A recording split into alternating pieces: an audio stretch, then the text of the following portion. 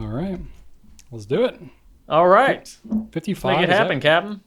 What? Is that really what we're doing? 55? Is that what we're on? Yes. Oh, my goodness. I know. That's wacky. Crazy. All right. Let's make it happen. Welcome, everyone, to episode number 55 of the Goulet Pencast, where fountain pens are still a thing. Still, to this day, Drew. Still a thing. Right now. I am Brian Goulet. I'm Drew Brown. And we are here from Goulet Pens to deliver this casual and informal, tangential and extraneous, superfluous and extemporaneous fountain pen show, where we talk about what's going on at the Goulet Pen Company and in our fountain pen lives. In today's show, we're going to be talking about pens with anything but screw caps, why broad nibs might feel better for newbies than finer nib sizes, our favorite stub nib pens, dense pens that are small but heavy, how much our kids are into fountain pens and how much we're forcing them. And we're going to give a spotlight on the Jinhao Dragon 999, speaking of dense pens, and lots of other education/nonsense that you have come to know and love from our pencasts. And we're going to kick off today's episode, as always, with some feedback. Yeah, we are. Let's hear from Elizabeth, Brian. And she specifically says, Drew, which is me. So, hello, Elizabeth. Mm-hmm. Drew, as far as favorite inks, I've been using, Brian, Pelikan Brilliant Brown. She's been using Pelikan Brilliant Brown for 30 years, Brian. Wow. Not sure if it was always called Brilliant Brown, but it should be at the she's top. The one. She's the one that's been using it. She says it should be at the top of all lists. Just saying. All lists? Of all lists. Even lists of like best soda pops. Wow. Brilliant Brown. I feel like there's a little bias in here. Best Japanese made cars. Pelikan Brilliant Brown. Best tennis rackets under $30. Pelikan Brilliant Brown. Pelikan Brilliant Brown. All right. I love it. It's the number 42 of the lists. I love it. Anissa asks, now that you've done the inks in reference to last week when we said the top inks from every brand, I would love to know what the most popular pen is for every brand. Ooh, that's a good idea. We could probably do that. It would be a little bit more complicated because with ink, I did just ink by quantity, bottles of ink by quantity. If you did pens by quantity, it would be tough because they range in price so much. Right, exactly. That's a huge factor. So if you did Pilot, for example, you'd probably get the Metropolitan as the winner above the Vanishing Point or something like that that's really, really popular, but not as quantitatively. We could have a couple different categories, though. Yeah, we could come up with something. I honestly think the hardest thing would be like, you know, what time frame are you looking at? Are you rolling up like colors? Because there are some pens where it's like Lamy 2000 is like one color. That's all you get. Right. Or two, maybe, I guess, with the stainless, if you even count that. So it would be. So it's a little more complicated. We'd have to nuance it, but I could see. Yeah. I mean, we end up doing that every year with the hottest pens of the year as we do the roundups. We have to sort of like caveat it and make some judgment calls there. Yeah, we don't generally talk about pens that have existed for years, though, with no change. Like, we would have never put the... Well, no, that's not true. That's not true. We did put the 823 on there last year, I believe. Or the E95S. Yeah, but usually we're going by color. We're kind of break down color. Because otherwise, you'd have things like the Vanishing Point or Lamy Safari or something where there's a lot of different colors and you round them all up. You're like, well, of course. Those are going to sell better. Some of them get unfair advantages when you lump them all in. But anyway, we'll think about that. We'll let you know. It's a brainer. Yeah, not a no-brainer, but it's a brainer. And then I had to say once again, I was shocked at the amount of people that confirmed that they listened to all 2+ hours last week. So just thank you so much. That is really, really impressive that we have so many friends out there that stick with us, and this does truly feel like, you know, a multi-person conversation with just Brian and I talking with a bunch of very, very quiet friends. So thank you for being a part of this. It never ceases to amaze us, and we promise you we very often talk about that, and we very much are genuinely appreciative, and it's noticed, and we don't take it for granted, for real. So I just wanted to say thank you. Yeah, absolutely. I echo that. I got some feedback from Robin. Says, Brian, I've been thinking about your struggling with the heat and being hot. In case you have not considered this, knitted t-shirts are not all that comfortable to me in high heat. I've found woven fabrics much cooler, and in particular woven linen shirts. I've not found anything cooler for a summer wardrobe. The con is that linen needs to be ironed. Nope, that's immediately out of the question for me. But in your backyard, working in the woods, who cares? That's an interesting thought. I've never really tried that. I don't know that the format of shirt, I'm thinking like, you know, whatever, like beach wear. That's kind of what I'm envisioning with like linen shirts, like Caribbean style shirts or something. I don't know that those would be durable enough to hold up, because I'm thinking they're like button downs mainly. And like, I'm not going to wear a button down in the woods because I'm going to get like bugs and twigs and crud in my shirt. Like it's already bad enough. What I have been wearing more is like the like athletic type, shirts, like the Under Armour type, stretchy wear. I think that anything synthetic is also better than cotton. So as long as you're doing not cotton, you're on the right track. I'm still finding it, but I mean, no matter what, I'm going to sweat a lot. It's not the attire. I mean, yeah, you can be wearing no shirt and still be sweating like crazy. I mean, that's just, oh yeah, for sure. That's gonna happen. Yeah, but it is interesting though. But I do often try to wear long sleeves and pants though, just because. Not that I want to. Yeah, not that I think it's comfortable. It's efficient. It makes sense. Well, no, it's because I have bugs. I get scratched up on my legs when I'm working in the woods, and then I'm really allergic to poison ivy, and it's freaking everywhere here because we're in Central Virginia. Yes, that is the definition of efficiency, Brian. It is the best choice. It's not efficient. It's uncomfortable, is what it is. It's efficient at getting the job done. It performs as a layer of clothing better than shorts do. You've never brought up efficiency when it comes to pants.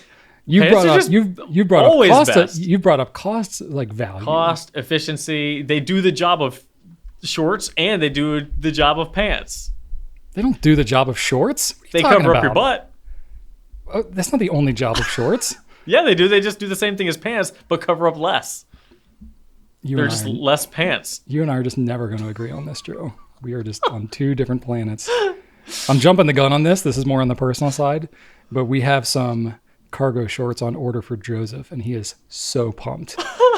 He's like, I'm going to be able to carry my pencil in my cargo pocket, and I don't have to look for my pencil in my backpack. And I'm like, that's right. Oh my God! You're gonna be carrying cargo in your cargo. Oh man, it's like when pockets. It's like when Apollo Creed gave Rocky his American flag shorts, and it's like, really? No, I can't wear these. Like, no, it's your time. It's your time. Yeah. To be fair, I had nothing to do with it. Joseph wanted them. He asked Rachel. They ordered it together, and they informed me after the fact. This was just pure genetics. This was not me pushing cargo. This was just Joseph being pragmatic and practical and intelligent and forward thinking. That's amazing. And him desiring, he was like, there has to be a better article of clothing to accomplish all my needs. And he settled on cargo shorts. And I'm like, that's my boy. That's my boy. Anyway. Wow. Well, thank you, Robin. I might have to try that. I'll look around. There's got to be better options because, I do sweat a lot. Anyway, cross that off your bingo card. All right. Kat says, in reference to Brian and Rachel working together, common goals, different skill sets is the foundation of any good partnership. Proud of you guys. Well, thank you, Kat. I would agree with you on that one. And then we got an email from David. Said, hi, I'd like to learn more about your mental health awareness half day, perhaps on a future podcast. So, this actually didn't come in directly as Pencast feedback, but Adrian received it through customer care and was like, hey, maybe you guys should touch on this. So we just had a mental health half day, which we're going to talk a little bit about that later in the episode as to what we did. So I figured I would just touch on it a little bit because we have talked about it in Pencast here before, but it's worth mentioning. So it's not like an awareness day. When I hear that, I think of like a national thing, or it's like some bigger organization that's doing it. It's not an awareness of mental health in general. It's literally just our own internal thing. Ever since COVID started, especially, we found, COVID to be pretty stressful. And a lot of our team was kind of overwhelmed and just had a lot going on, was having a hard time just doing all the things they needed to, or they had a lot of extra things that were on their plate and weren't having time to kind of recoup for themselves. So we started just kind of, after talking to our team about like what would feel restorative to everybody, just doing an extra half day a month. Not every single month. We don't do it during like the busiest times of the holidays, but like probably 9-10 months out of the year. We're just doing an extra half day a month. We try and work it around holidays and take everybody into account. But we found that, yes, we could just give additional paid time off or whatever, but certainly there's some people whose work is affected by others. So if some people are taking off and not others, then other people have to work when others don't, but if we coordinate all together, like random, like half Fridays, basically at the end of the day, that tends to work out well for most everybody on our team. So it's a little bit of sacrifice in terms of availability and what we're able to do for you all, but you were still able to get most of the orders out on Fridays, and it doesn't affect product launches too much and stuff like that. So, we found a good rhythm with that, and we've kind of kept it up, even though we're not like deep in the throes of COVID. We're kind of, somewhere on the back half of it, we're hoping. We found that to be still a beneficial thing. So I don't know if we'll continue doing it forever in the future, but at least for this time, we found it to be really beneficial. It hasn't set us back too much from a productivity standpoint, and just our team has just raved about it. And honestly, Rachel and I too, probably of anybody in our company, whoever's like not, still affected by anyone else who's working at any given day, the two of us get impacted by that probably more than anybody, because we're the owners and it kind of all falls on our shoulders when whatever happens. So by everybody taking that time off, we're actually able to take time off and do some intentional things too. So it's kind of worked out for everybody. So it's more just a Goulet internal thing. Found it really beneficial, but we still pay our team like normal. We're just giving that extra half day and coordinating it together. Not unlike you would have like a paid holiday or something like that, but it's just a thing that we've been chosen to do together. So it's been really beneficial. And we got some cool activities that people have been doing, whether it's recuperative activities that, going to see a movie like Drew will often do. Some people like to go on a hike or spend time with their family or something. I've done things like certain home projects or running errands, for places that are normally, only open during work time, and it's hard to get down and do that kind of stuff. I can take my time and go do some of those errands, or, go and getting welding supplies or something, which is what I did on Friday. Getting together with a friend I haven't seen in a while, that kind of stuff. So it's been really beneficial. So anyway, a little detail on that, and it's been really helpful. So thanks for the support and on that. And, definitely mental health is a big thing for all of us, and we're talking about it more. So that's good stuff. So speaking of mental health, we have some mental product knowledge, mental information to share with you. There's no segue here. We got new stuff to talk about. So let's talk about some new stuff. All right. Well, got one new thing to mention here for me. Got a whole bunch of new nibs, Drew. That's new right. Nibs, you have nibs, been in the nibs like Scrooge McDuck. Deep in the nibs. I'm swimming around in nibs. Oh, that would be really painful, actually. Well, so would Coins. He'd be dead on impact. Oh, Coins. Yeah, it's like landing on a solid metal. Like that would be terrible. But it's a cartoon, Anyway, Pilot Custom 912. So already they had some interesting nibs. But Pilot USA previously had only brought in a few of them. We had tested some additional nib sizes a couple of years ago. Actually, this was like several years ago. I want to say 2015 or something, when they were first looking at, the Pilot Custom 912 as a possible vehicle for more obscure nibs, because they just do have a lot of nibs available on that pen.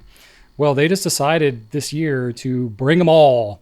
So there are 15 different nibs, different nib grind, nib types available on the Custom 912. So that's a lot. I have previously used 8 out of the 15. And so 7 of them are going to be new to me. So we're thinking about making that the spotlight for today, but I kind of want to go in and use the rest of them, and then we'll have writing samples for the nib nook and all that. So I think we're going to do that next week.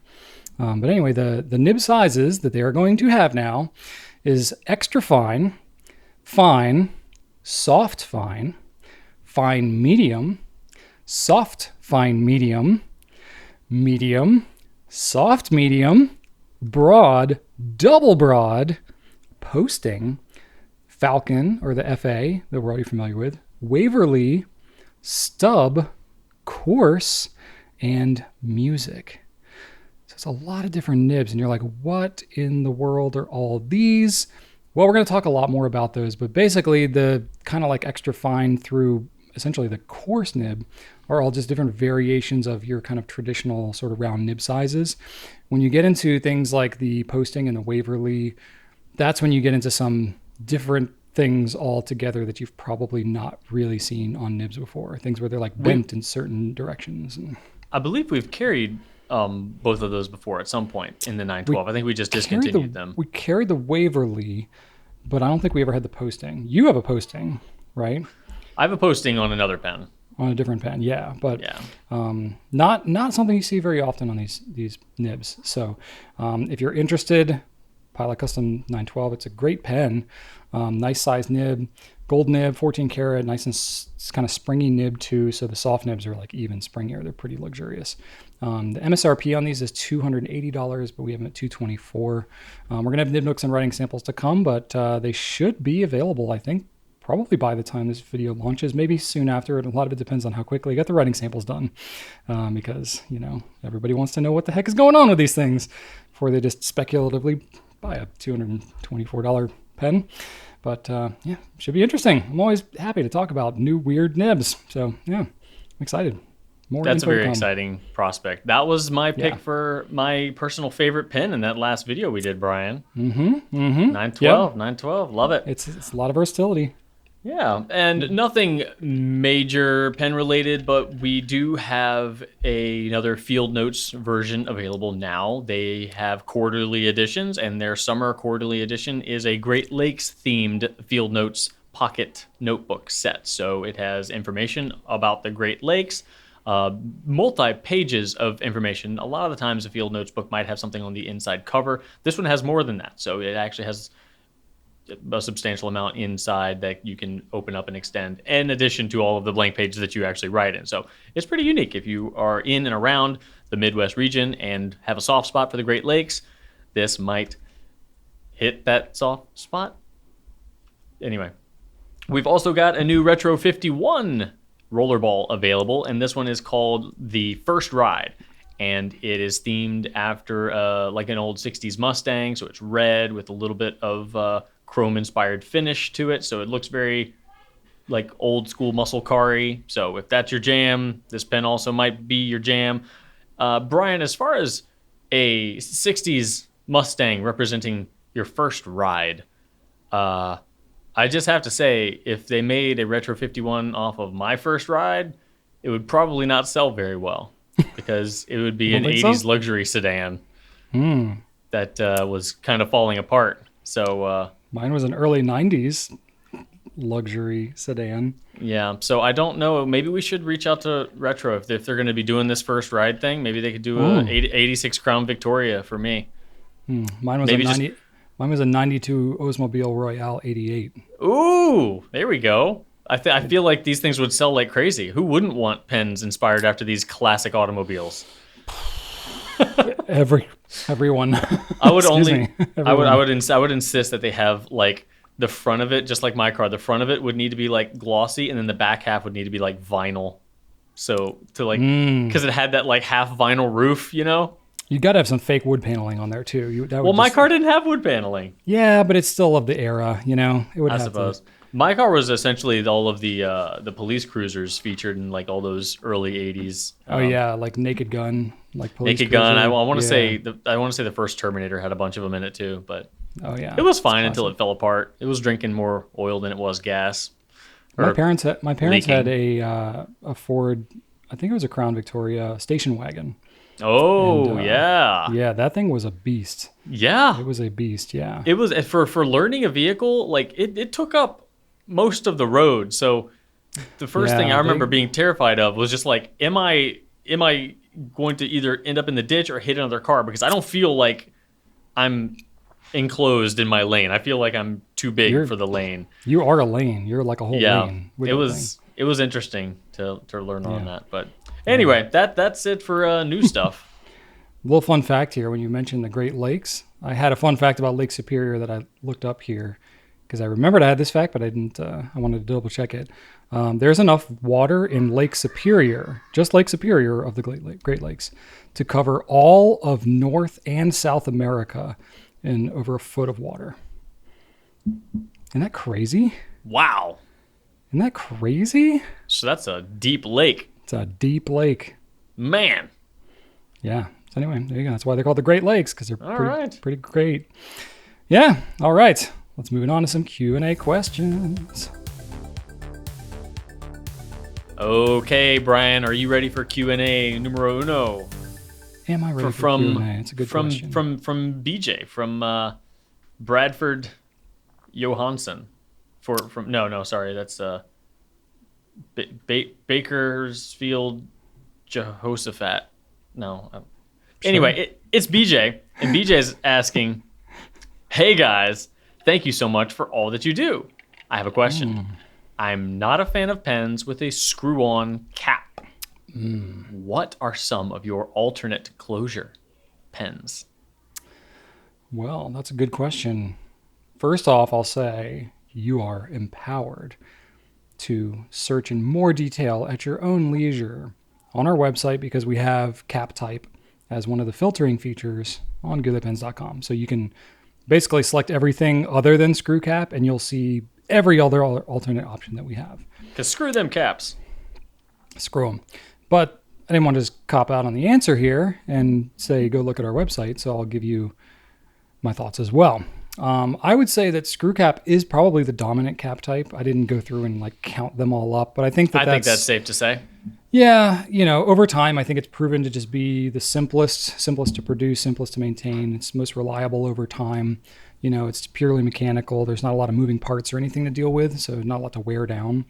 Though I will say, I personally don't mind screw caps, but what I don't like is screw caps with completely unnecessary number of threads, especially really long threads. If it takes 3.5 rotations to get your cap off, I'm like, this is unnecessary. Come on. Not all pens are like that. I find that a turn and a half or less is perfect, because then I don't have to reposition my hands at all. And then it's it's almost the same motion as a snap cap. So I personally, I would say, and we do actually list the number of cap rotations, because that's something that's we care about that. When we make recommendations to people, it's easy to have those things listed. So we've gone through, and this is not a measurement that's provided to us by any manufacturer. So we have gone through literally every single pen that we have and done how many rotations of the cap it takes to take the cap on and off for a screw cap pen. So I like all pens that are 1.5 turns or less. So if you like a particular pen, BJ, and you find it has a screw cap and you're like, if I must, look for something with 1.5 turns or less. Okay. I would say I'll try to go through everything. I didn't study. I did a lot of this from memory, so forgive me if I miss anything, or post in the comments if you notice I miss anything. I would say second to the screw cap pen, the snap cap is going to be the most popular. It's got basically a physical, I'll call it a clamping mechanism, holding the cap on so that you don't have to twist it. But there is some kind of mechanical device inside of there, may have some kind of pressure bars or some kind of clamps or dog ears or clips or something going on inside the cap. And still preferred by a lot of people. It's still quite popular. Popular pens that have a snap cap, Lamy 2000. We've mentioned that many times. It's one of the least obtrusive snap caps that are out there. Lamy Safari, very, very popular snap cap. Lamy in general has a lot of snap caps. Pilot Metropolitan, another very popular snap cap.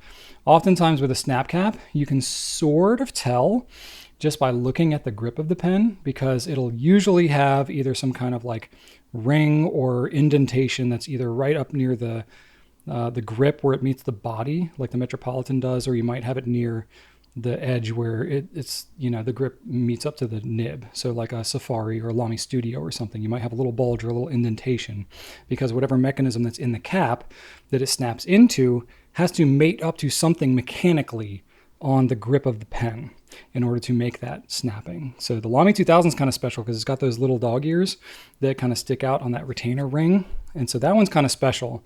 But, most other pens, you can kind of tell there's extra stuff going on around the grip section.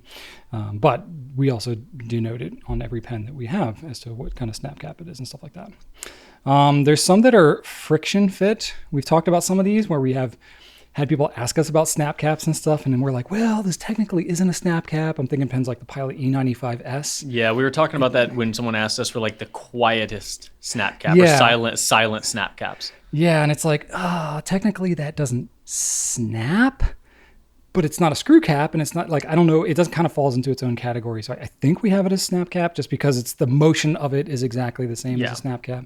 But essentially you have this, I don't know, category of pens that they have essentially like pressure bars that are inside the cap that are, essentially providing friction onto the grip of the pen. So depending on the design of the pen, Lamy 2000 actually has both. It's got pressure bars in there, and then it kind of grabs onto those little dog ears. That's why it doesn't need a whole lot to grab onto, because it's mostly holding on with those pressure bars, and then it just kind of like hugs it with those little dog ears. I guess you could call all of them push to cap. That will cover. Yeah, push to cap. Yeah. Sure. Now that leads us to our next one, which could technically also fall under a push-to cap, but these are magnetic ones. So you have pens like the Peniter Legrande Bellezza or the Monteverde Ritma and various other pens like that have actual magnets in the pen. Van Gogh, Rembrandt. Yeah. And that basically has a magnet in the cap, a magnet in the grip somewhere, and when you join the two together, it's, bonding by magnetism, and they're pretty neat.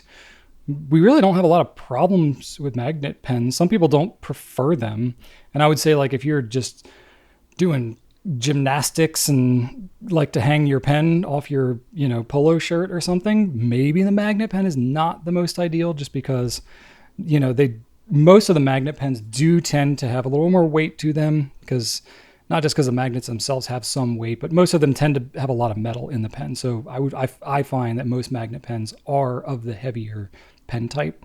So, technically, if you have enough just force, the magnet can dislodge and kind of come undone if you are like flinging it or handling it, or oftentimes what I've had is I've dropped the pen on the ground, and then just the shock from that can make the cap fling off, which could also happen with a snap cap too. Less common with a screw cap. But that is just something to be aware of. And when you're using a magnetic pen, just keep that into account. And then I've never heard of anybody having a problem with this, but technically if you have a pen with a magnet on it, just being conscious of having that near like your electronics and stuff. I don't know if I would like lay that pen directly on your laptop or something like that. Again, I've never actually heard of anybody having a problem with this, but I just know that magnets and electronics are not friendly with each other in general. So I don't think it's probably strong enough to actually cause problems, but not to say that it couldn't necessarily, but it's just something to be aware of. And then the only other one that I could really think of that kind of doesn't really fall, maybe this sort of falls into a screw cap type, but Visconti's hook safe lock. So it is, it's a hooking. You do have to kind of twist it in order to lock it, but it's like 1/5 of a twist, so it's like, you got to press it on, kind of twist it a little bit. Kind of falls into its own category. I do love that mechanism, but I would not say like, oh, if you don't like screw cap pens, then don't even look at this one. It's actually a great alternative to people that don't usually like screw cap pens, but it is pretty specific just to, a select few Visconti pens. But I do like it, and that's kind of what I was thinking of. And Drew, you made a note here that is a great point to have, which is retractable pens or capless pens. I didn't even think about that. I was purely thinking of like cap mechanisms, but you brought a great point. Pilot Vanishing Point, right? Lamy Dialogue 3, Platinum Curidas. These are all pens where you click them and they retract. So that's no cap at all. Yeah. That's no cap. That is a whole other category, which is great. You could also mention the dialogue in there. That's another. Dialogue 3. Yeah, absolutely. Or sure. 2, but that's not a fountain pen. So. Yeah, the dialogue or the dialogue 3 or the dialogue CC. Dialogue CC, yeah. Similar type of device. Pilot Fermo. Yeah, Fermo's still around somewhere. Rest in North American peace. Yeah. One thing I wanted to say is that I think that another reason screw caps tend to be more popular is that since fountain pens have been around, for me anyway, and from a lot of the folks I've spoken with, it seems that screw to cap fountain pens tend to seal a little bit better than alternative capping pens. Not always. In cases like anything that has an internal spring, even if it's a push to cap, it has pressure that's being created. The Visconti hook safe lock is also that same way. Then again, like you said, that's also kind of a threaded-ish, but it's just... I think, yeah, you're right. I'm thinking of like the Platinum 3776 Century with oh my gosh, what is it called? Slip and seal. Slip and seal. I was like press and seal, press and lock, seal and lock. No, slip and seal. That definitely. I mean, Visconti on their hook safe lock have really good sealing in there too. Right. So, but as far as, I think that you need, it's much more common. Yeah. Yeah, that action of sealing the pen through the use of threads does bring about security. If you think about other things that thread, you could have plumbing that threads, and it can be watertight. It's a pretty effective system. So for keeping things airtight. So though with something like the 2000, the E95S, I found that those pens seal incredibly well. So that's not all of the time, but I think it's probably in general. Yeah, it's probably simpler to design a really positive seal on a pen where there is a screw cap. That's well put. Yeah. Because you just you have a lot more control, I guess, over how that thing is ultimately going to land. It's definitely easier to manufacture that good seal, which is why when you see pens made by independent makers, they make threaded caps. It's very rare. I don't know if I've ever seen somebody like Jonathan Brooks or Brian Gray at Edison or Franklin Christoph or anybody like that make a small batch snap cap pen. Franklin Christoph has a few that are pressure that don't have any threads. They just kind of fit on through the use of friction. But the snap specifically, I think, is hard to get really right. Yeah, I don't think it's. Yeah, I think it's something that's like hard to do in small batches. Yeah, you don't see that from a lot of independent pen makers. Pretty much everything you see there is going to be screw cap. I think in order to do a mechanism like you would have on, say, a Lamy Safari or a Pilot Metropolitan or a Platinum Preppy for that matter, a lot of those are snap cap, but they're going to be like much more mass produced pens, hundreds of thousands, millions of pens produced. So in order to engineer that and then provide all the extra little parts and pieces involved in a snap cap only makes sense if you're making it at scale. Yeah. Yep. Cool. Good question. All right. Got another one here. This is from Brad the Bear 1. Brad, I know, has asked some questions before, so thanks for keeping up with us, Brad. This question is for you, Drew. How would you explain why broad nibs generally tend to be smoother for people who aren't fountain pen users? Is that even true? Do you agree with that? I think that's a accurate generalization, I would say. I would say not every broad nib is smoother than every extra fine nib, but if you took 10 broad, speaking, exactly. Generally speaking, that's true. And if you were trying to explain the why behind that to someone who doesn't know anything about fountain pens, I will allow you to use this analogy that I think works a little well. So as we know, all tine slits are the same width. Broad nibs don't have a big slit, and extra fine nibs don't have a very, very tiny one. It's all the same. So let's say you took a bowling ball, right, and put the same cut right down the middle of it, and then you took a marble and put that same width of cut down the middle of the marble. If you rested both, rested? Is rested even a word? Rested, yes, I rested. Yeah. Rested. That sounded weird for a word. That sounded, okay. You're on fire today, Drew. I just cannot speak. If you took a bowling ball with a slit cut in the middle and a marble with a slit cut in the middle, laid them both on a table, you would see that there's a lot more surface area contact happening with the bowling ball than there would be a marble, just because there's more stuff there. Even if you put them positioned so that the slit is touching the table, like it's right there in the middle, dragging them across the table left or right, you're going to have way more bowling ball touching the table than you are marble. So let's say that the slit was almost a little, cut improperly, or there's like a little nick there. You're not going to feel that as much with the bowling ball because you've got all of that other surface area compensating for it. Whereas the marble, something like that is going to be way, way more noticeable. And it's just kind of like if you're, walking along and you have, you step on a little pebble or something, piece of gravel when you're walking on your shoe, versus if you're walking with a cane or a crutch. That bottom of the cane or a crutch hitting a pebble or a rock is going to feel way, way different than it would be if your foot was on it, because you've got a whole lot more touching the ground with your foot than you do touching the ground with a cane. It can throw things off and make things a lot more noticeable. So even if the paper is a little bit more textured, you're going to feel a lot more of that with an extra fine than you do with a broad, just because of all of that surface area contact. And that also helps spread the ink around as well.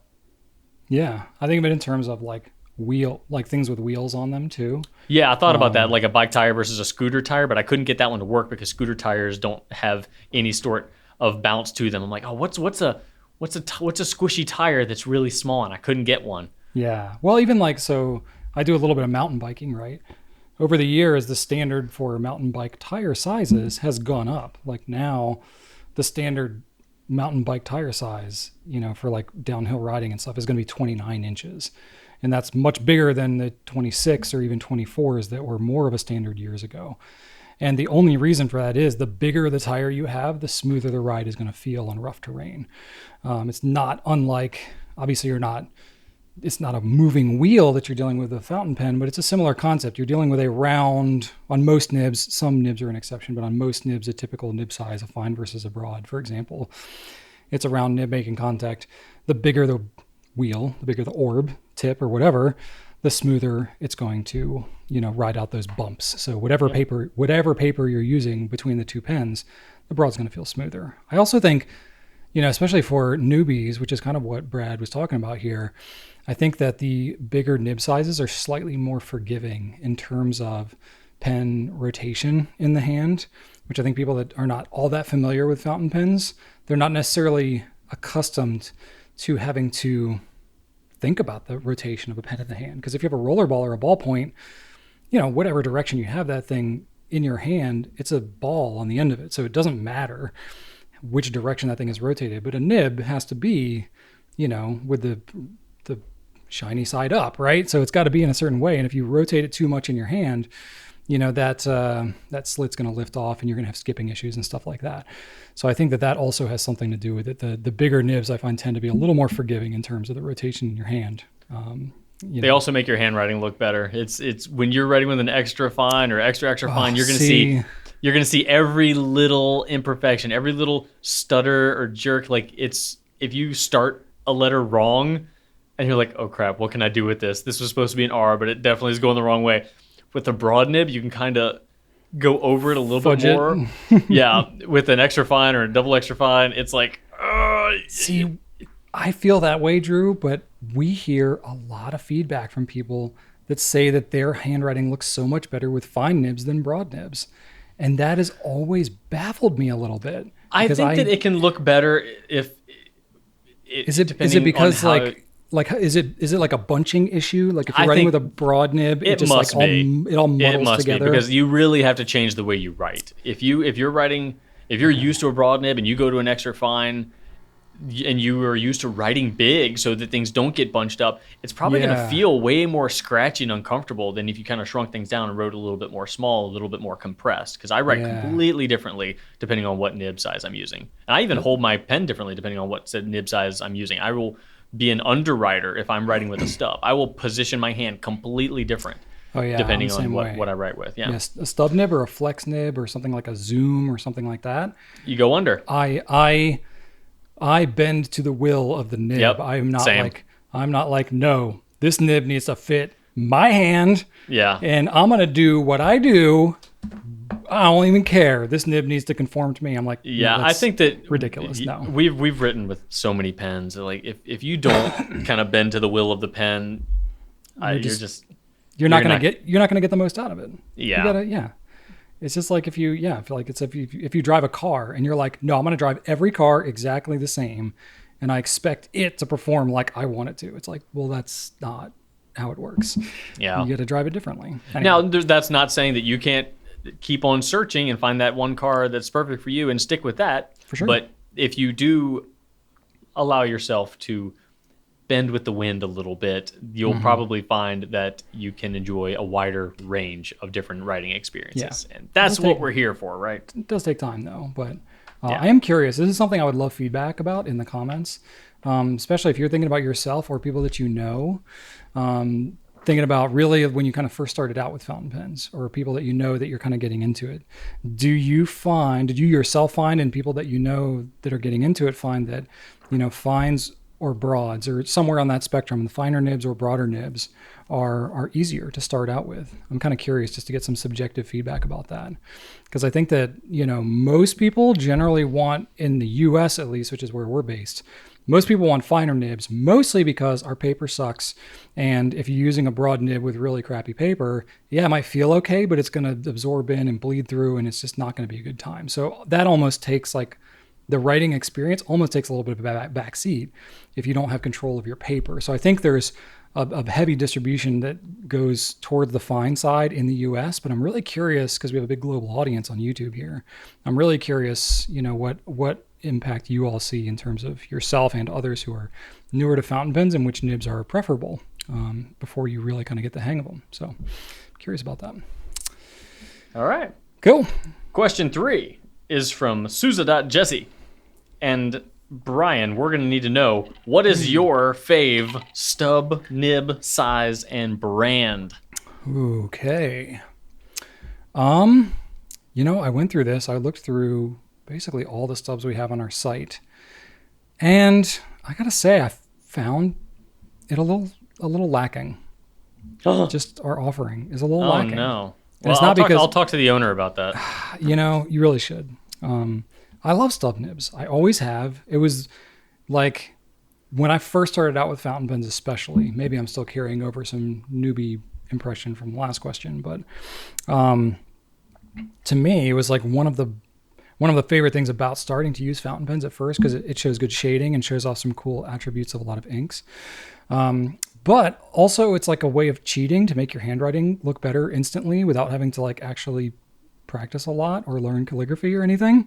So I was like, stub nibs are awesome. They just make your handwriting look really fancy and kind of cool you have to kind of get used to the stub and not over rotating your hand. But once you kind of get the hang of that, that's a lot easier than, doing writing drills and making your handwriting actually look very consistent.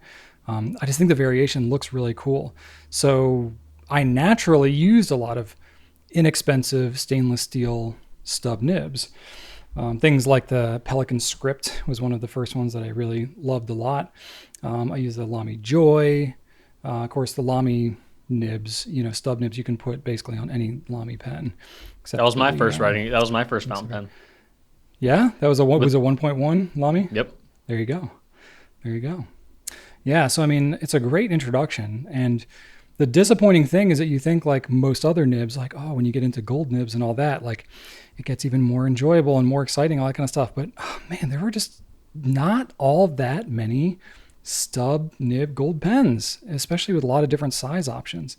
So me personally, I like pens, the stub nib sizes in the 1.0 to 1.1 millimeter size. So a little on the finer size. And it's not that I necessarily like the way that looks the absolute best, because obviously the wider you go, the more dramatic that variation is going to look, which I do enjoy, but I just don't, in all practicality, I just don't use anything wider than a 1.1 in normal writing. Even a 1.5, it's you can sort of fit that into an 8 millimeter ruling if you try, but it's going to get kind of crammed. So then you're really talking about okay, I'm either skipping lines here to try to do this, and then it's just not as practical, or I need to be doing some kind of sketching or drawing or correspondence on blank paper and all that. And that's not how I use it as much. So I will kind of purposely, use broader, wider stubs, kind of for that purpose, but I'm not carrying around a 1.5 or a, Lamy 1.9 or something like that. It's just very rarely am I going to actually use that every day. So I do tend to be much more on the 1 millimeter side of things. So I do like a nicely tuned gold stub nib. I don't find that it's super necessary because I'm not flexing it. I'm not really bouncing it or anything. So as long as it's smooth, as long as I get some fairly crisp line variation, I don't think you have to go with a gold stub nib. There's a lot of good steel ones out there. But of the gold ones, I do like the Pilot Vanishing Point in the 1.0. The Sailor Music is basically the only other one that we have right now that is in that like 1.0, 1.1 size. The Sailor Music nib I'm not as much of a fan of because you got to hold it at a higher angle, and I hold my pen at a naturally lower angle, so I really have to kind of contort how I would naturally want to write, and I just don't enjoy it as much. So plus that nib, you're not getting any bounce to it with a gold nib. It's pretty stiff anyway. It's got a little bit of tooth. So I don't find the Sailor Music nib for my personal style of writing to be any more enjoyable than a stainless steel nib would be. So wouldn't necessarily be the one I gravitate to. Plus I would get like, a zoom or something interesting like that anyway.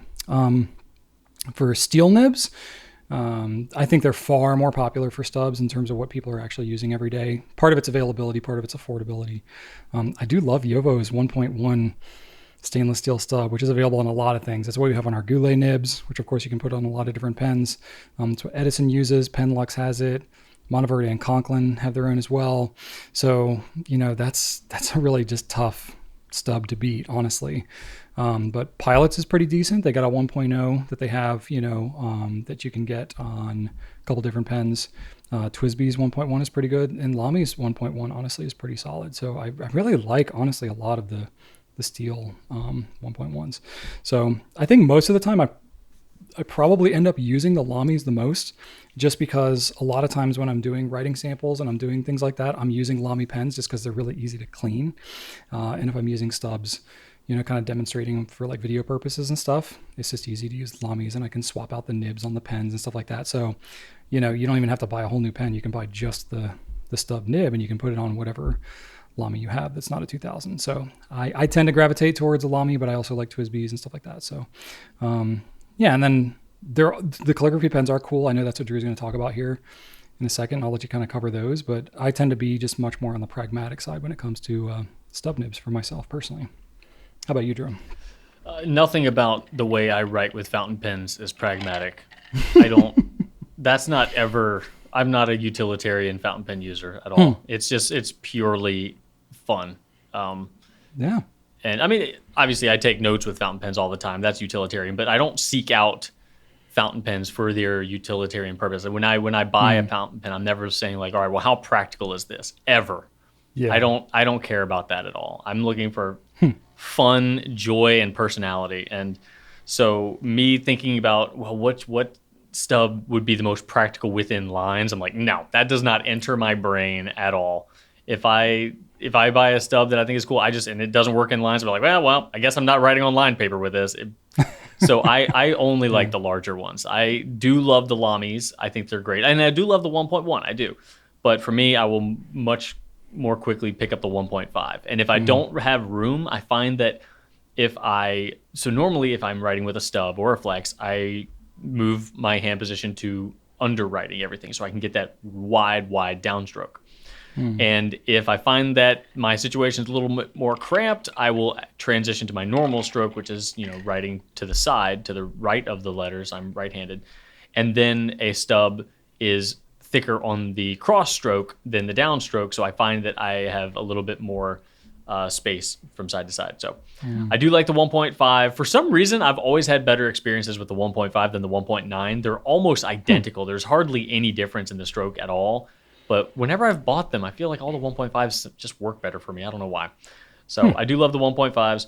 I love the Pilot parallels. I cannot speak those are great. positively enough for those. So I love that massive 6.0 parallel. It's still that thing is ridiculous. So much fun to write with. Yeah. If you're going to go nuts on like a, throwing practicality out the window, then that's the one to do it with. Absolutely. And it's so cheap. It's so cheap too. It's so cheap. It's easy to clean. Just it shows off your most favorite inks. You can put all sorts of crap in there. It's just a fun pen. It's just a fun time in a pen form. Yeah. And now if you wanted to distill that into a somewhat equally fun experience, but in a more practical body, it's going to be the Sailor High Ace Neo, not the Compass. So those are only calligraphy nibs. They have, I think, a 1.0, 1.5, 2.0. I like the 2.0, whatever the biggest one is. And those are a much more, I guess, traditional form factor. They actually look like a standard pen, whereas the Pilot parallels look like something else. but it's got a pretty traditional looking nib, pretty traditional looking feed, a clear feed, so it looks really cool when you fill it, by the way. That is cool. And those write tremendously well. I think 2.0 is such a fun size. It's not insane like the 6.0 parallel, but it's still a lot of fun. And it's, to me, I have my 3-pen system. I usually always have a fun nib. I have a extra fine all the time for whatever paper situation I have. I usually have a middle of the road, medium, or whatever, kind of like a flex spot. But then I always have like a fun nib. And that's usually something a little bouncy, maybe a stub. But I love having that. Yeah, I will always have a more practical nib for sure if I want to actually, write something that's going to be read by somebody else. But I will always have a playtime nib, and that's usually, a big honking stub. So I do love those a lot. Nice. Why do you think it is that we don't see as many like good gold nib stubs?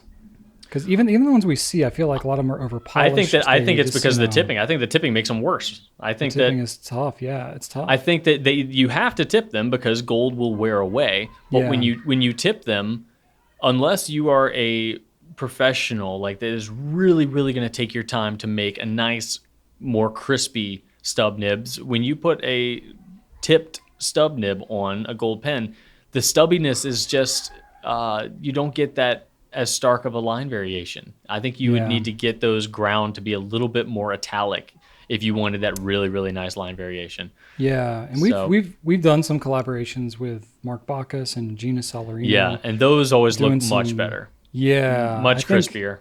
I really think that's what if a lot more companies were going to do that, and I think to Aurora's credit, they do a more like cursive style stub, or that's a little crisper. Are you talking about in the steel nibs? On the gold nibs, they have not on all of their pens, but they do. Remember, we carried some years ago. They had a what they called a stub, and then I think they had what they called a crisp italic or something. I don't remember that. Yeah, and the crisp was pretty crispy. I remember those steel nibs being super crispy. Yeah, that was on the Ypsilon. No, these are on the gold nibs. They had a couple different options. I don't recall those. But yeah, they don't have a whole lot of them in the U.S. They're not super popular. But yeah, so it can be done. But I mean, we know from doing some nib work and having a little bit of training in that way, it's a lot of extra steps to do a nice, like, kind of crispy stub that writes well. And that doesn't tear up paper, yeah.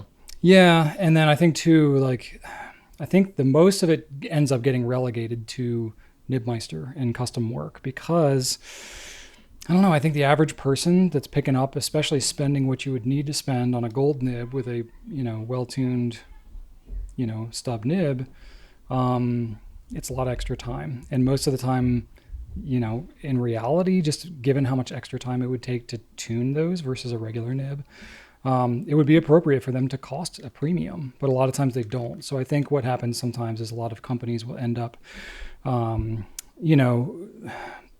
of over polishing for where they naturally would be to be like the most properly tuned stub nibs they could be. I'm talking specifically gold nibs here. And so it ends up, we have more baby's bottom, you have more skipping and stuff like that.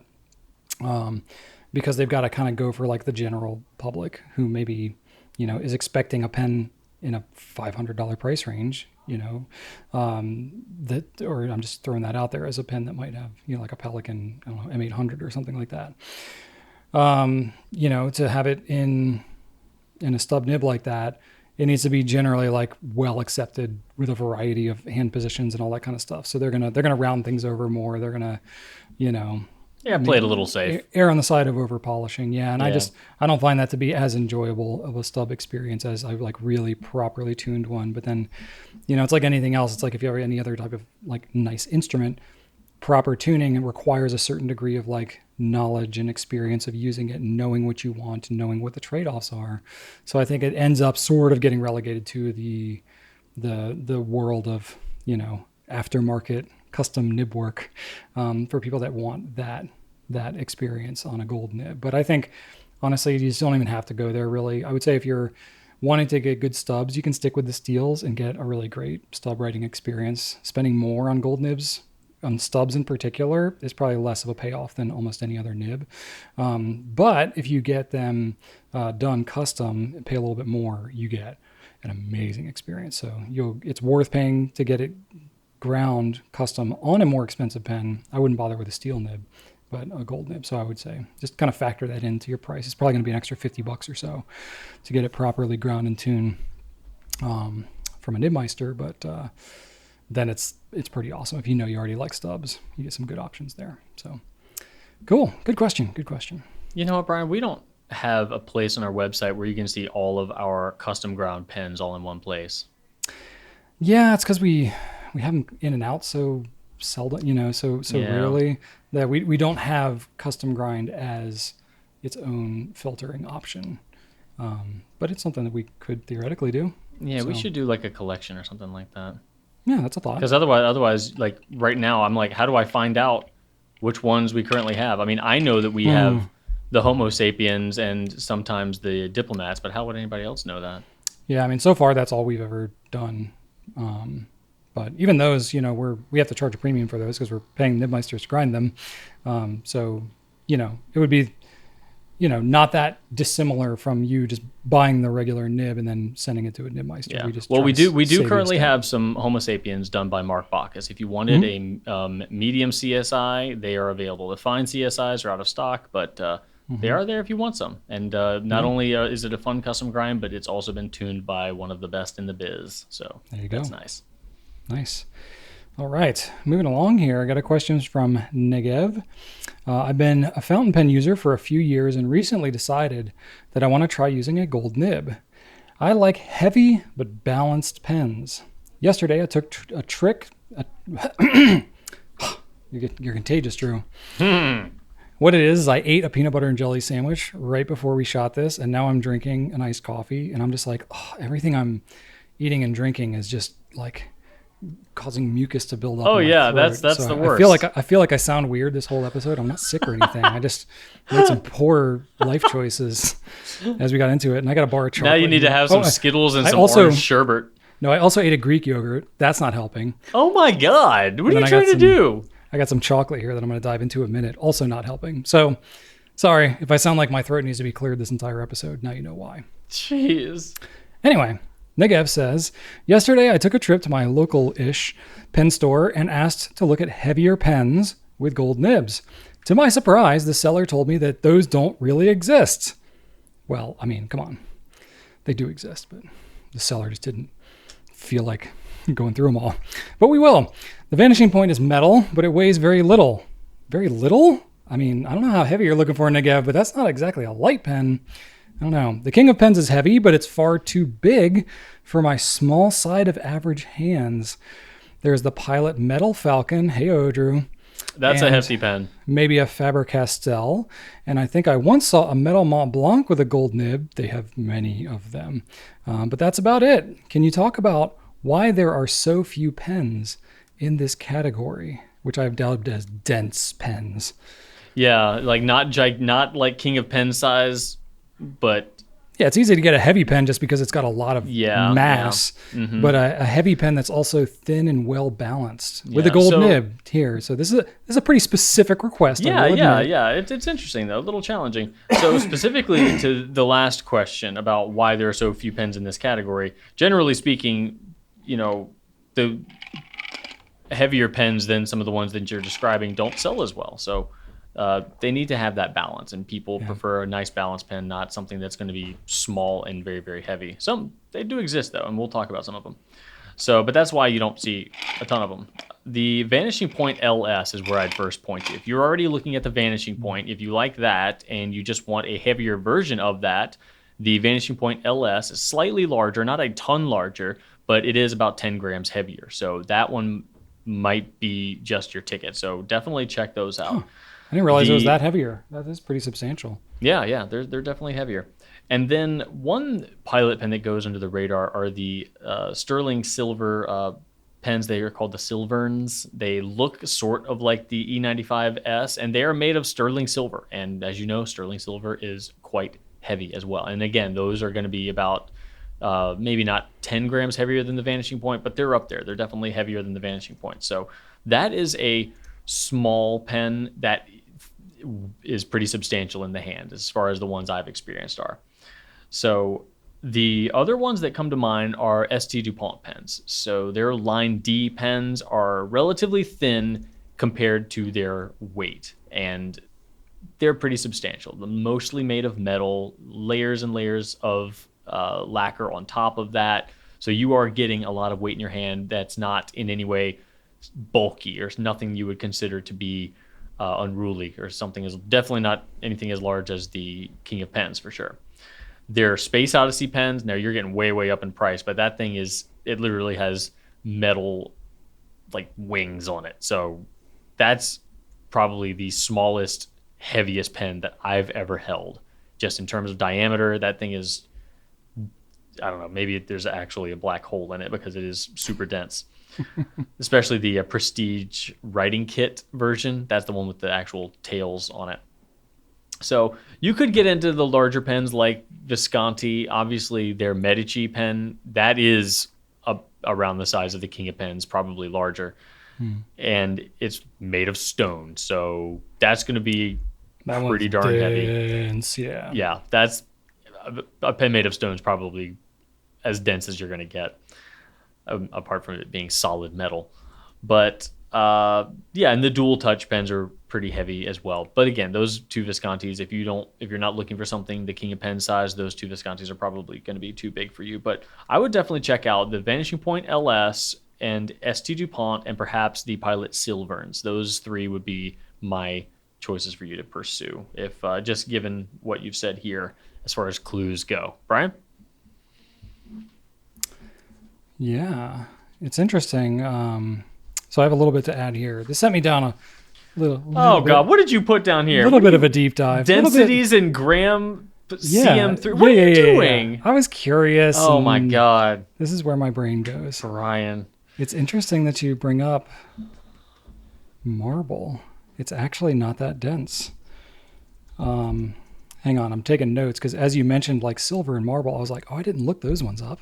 Let me look them up real quick.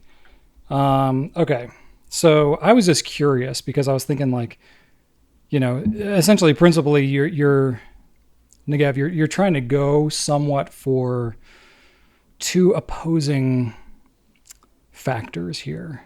You know, you're going for something that's thin and well balanced, but is very heavy. You know, those are opposing. The thinner and smaller and denser you go, the more difficult it is to get that with any substantial weight to it. Because, you know, obviously if you have just a big fat pen, you know, whatever material you use, it's going to be heavier just because there's more of the material. If you intentionally want to design a pen that's thin and heavy, it starts to limit your options in terms of what's available. And as you'll see when I go through this list, it starts to limit your options in terms of what's affordable as well, and easy to work with as a manufacturer. So because of these various limiting factors, I think it's just, you know, that, and, you know, this is a somewhat of a specific request that I don't think everybody necessarily finds this particular combination of things to be the most desirable. You know, all these things into plays is why you don't see a whole ton of these available. But it did get me going down a little bit of a rabbit hole, and it won't go too deep because it's not even my question. But, you know, thinking about, like, you're going to have a certain amount of space that you need to fit for an ink reservoir and all that kind of stuff. So if you're trying to go with something pretty compact, the weight of the material itself is going to make a big difference in terms of the overall weight of the pen, and then just the balance of it as well, you know, because you can have some pens, it's like, if it's got a really heavy material, you're talking about like the Medici, right? Or not the Medici, it's the Il Magnifico. That's what kept throwing me off. It's the Il Magnifico, Drew, that's the marble pen. Oh, you're right. I said the wrong Medici. thing. Yeah, you said Medici, and I was like, and then I was like, that doesn't sound right. No, Medici's But the faceted. Yeah, that's the Acrosilk faceted. Yeah, it's the Il Magnifico. That's the marble one with this silver. But I don't think it's the marble that's making it so heavy, Drew. It's the silver. So that pen has got sterling silver, especially the cap. If you throw the cap posted on the back of that pen, oh yeah, the cap's insane. You like almost can't even write with it because the cap, it's so back weighted. It's crazy. Yeah. So it was interesting. It just got me curious. I was like, what is the actual like density of different materials? Because we know, for example, like the vanishing point, you know, that was brought up. Well, you have the vanishing point, and then you have the Decimo. And the Decimo is a little bit thinner, but I know that part of the reason why it's so much lighter is because it uses some aluminum components instead of brass. And I was like, well, there you go. That's some of the difference. And I know when we first started to carry the Monte Grappa, oh my gosh, the model is failing me. The really affordable one, Drew, that was like $200 at the time. The Elmo? It was Elmo. Yeah. I remember they first did some prototypes that were just resin barrels, and they felt like they didn't even weigh anything. And we were just like, this is so light. And they actually inserted a brass barrel inside the body of the pen. And it was like, oh, it just feels better. It feels right. So like literally they put a brass barrel in there just because it adds weight to the pen and helps with the balance. So definitely that's a factor for pen designers and pen engineers to consider the different materials, in terms of how it balances the pen and how much the overall weight of the pen is. So I was just curious as to how much it affects that. And so I looked up all these different metals that I know that are typically used in fountain pens and various other materials just to get some perspective, because it's like certain materials, it's like, well, what if it's, what if it uses, copper instead of brass, or if it's titanium instead of, silver or whatever. It's like, how much does that actually impact how it's going to feel? So just looking at the densities, which, there's different ways to measure density, but the grams per cubic centimeter is a standard measurement that I looked all these up. So the heaviest material that we find commonly in fountain pens is gold, and that is 19.3 grams per cubic centimeter. And then everything else is way less than that. Silver, because you just mentioned sterling, Drew, 10.49 grams per cubic centimeter. So that's pretty up there. Pretty heavy. Heavy. Surprisingly, I was like, wow, silver is heavier than basically every other metal that you would see used in like the body of a pen. It's rare that we see like a solid gold, pen body. Usually you see it on nibs. Copper we've seen some copper pens. Went from like, I'm thinking about like old Keras Customs, and Kaweco's had some copper and stuff like that. Those are dense. Those are 8.96 grams per cubic centimeter. So still less than half of gold, which is crazy. Brass is not far behind copper, 8.73. Stainless steel, depending on its alloy, is around 8. Steel, just plain steel, is 7.85. So all these are still fairly heavy, and these are all pretty substantial metals, and you honestly don't see a lot of these as components in most fountain pens anyway. A lot of times there'll be trim pieces or nibs or whatever. Titanium is 4.5. So titanium is really strong for its weight, but it's, almost half of what steel is. Aluminum gets really light, 2.7. So you think about if you have pens with aluminum components versus, say, stainless steel, it's like a third the weight, right? It's kind of crazy. Marble, I just looked it up, depending on the marble, 1.9 to 2.8. It's actually not that dense compared to these metals, which kind of makes sense if you think about it. There's... You said 2.8? 2.8, yeah. It's about... The heavier marbles are as dense as aluminum. That seems... I feel like if I held like a block of aluminum and a block of marble, the marble would be heavier. That's not true? Oh, I don't know, Drew. As I've been doing some welding and metalworking, I can tell you it does not take a lot. If you're holding solid metal, it's surprisingly heavy. I guess just normally I don't think of aluminum as being solid. Our most common aluminum applications are usually when it's pounded pretty thin. Well, and I think that's where, it's a relatively light metal anyway, but a lot of these metals, they can be really strong in very thin applications. So when you're thinking about a pen, you don't have to use an actual lot of this metal because it is so strong. So that's where you can really save some weight. But if you're doing something like casting it, or like thinking of some of the independent manufacturers we've had, Keras Customs keeps coming to mind because I remember all of their pens were pretty dang heavy. They had very solid pens. So they all their pens weighed a lot because they were using more of like from a solid block of metal as opposed to like using a metal tube like you might see on some other pens. Ebonite, I was curious about that. That's about 1.5. So that's a hard rubber. So that's almost like half of what aluminum weighs. And acrylic acetate is 1.05. So when you think about if you have a pen with an acrylic body versus a pen with, say, a steel or brass body, it's going to be like a seventh, an eighth of the density. So you got to have substantially more resin in a pen to even come close to matching the weight of, a stainless steel or a brass or something like that. So if you take like a brass tube and you insert it into a pen that's got a resin body, you can like triple the weight of that pen body just by having that tube in there, and you probably won't even notice just by the look of it.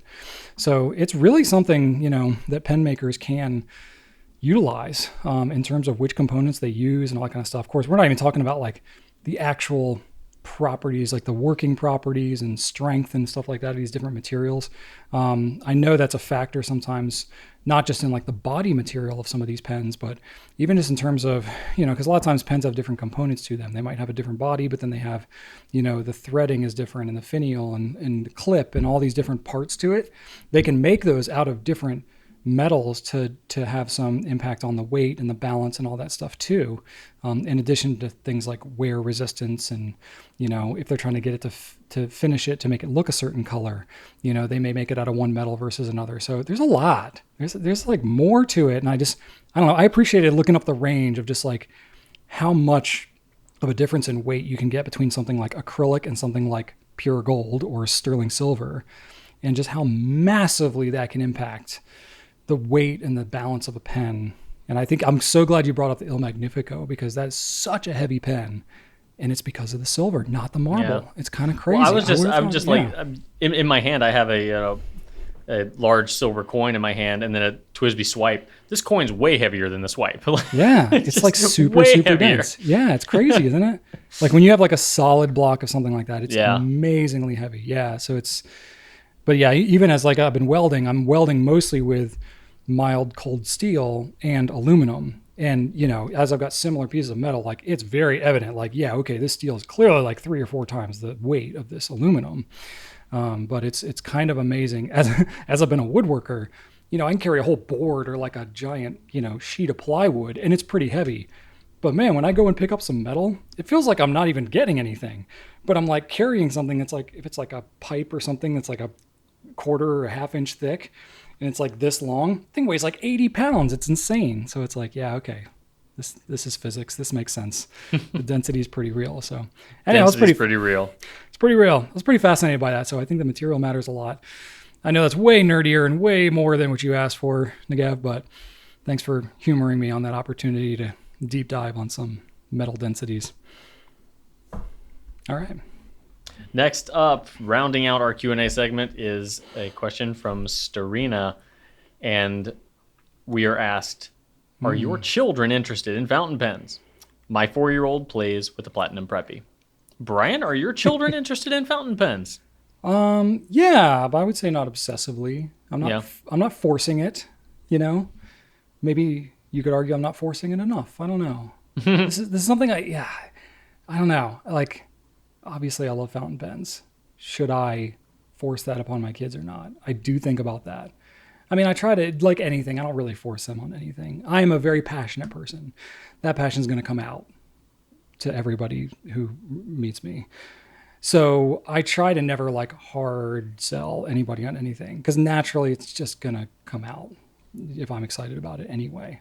So yeah, my kids have pens and they have certain pens that they like and they're excited by, but they're not like, I'm not like, you can only use fountain pens or whatever. I'm like, honestly, if it gets your friggin' eyes off a screen, like, I don't care what you write with, just like write with something physical. So if the fountain pen's part of that, great. But I'll like ink up pens and clean them and stuff like that. I'm not like making them do writing drills and all that kind of stuff.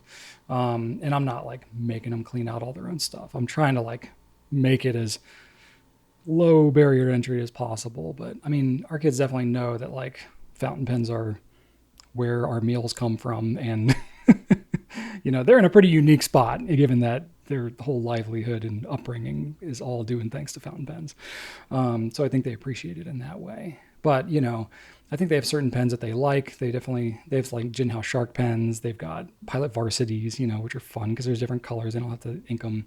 Preppies, Safari, stuff like that. They really like the colors. That has a lot to do with it. And they've got certain like retro 51 pens with interesting designs. I got Ellie one of those unicorn pens, and got Joseph a Pokemon Safari. That was tough to trace down, but I did. Oh wow! I didn't know you did that. I did, but I don't let him write with it though. which is like, because I got it, because that pen came out when he was pretty young, and he was definitely into Pokemon, but now it's like, okay, he's like still into Pokemon. So it's like, I'm glad I got that for him. But it's also like, this is an irreplaceable pen. Like I don't want him to, haphazardly do something with it, because he's lost stuff and broken things and all that. But it's like, that's one of those things that I'm like, you can appreciate it and all that kind of stuff. But like now he's 12 and a half. He's probably getting to the point now where he would, respect it enough to still take good care of it. But you kind of have to gauge these things with your kids' interests.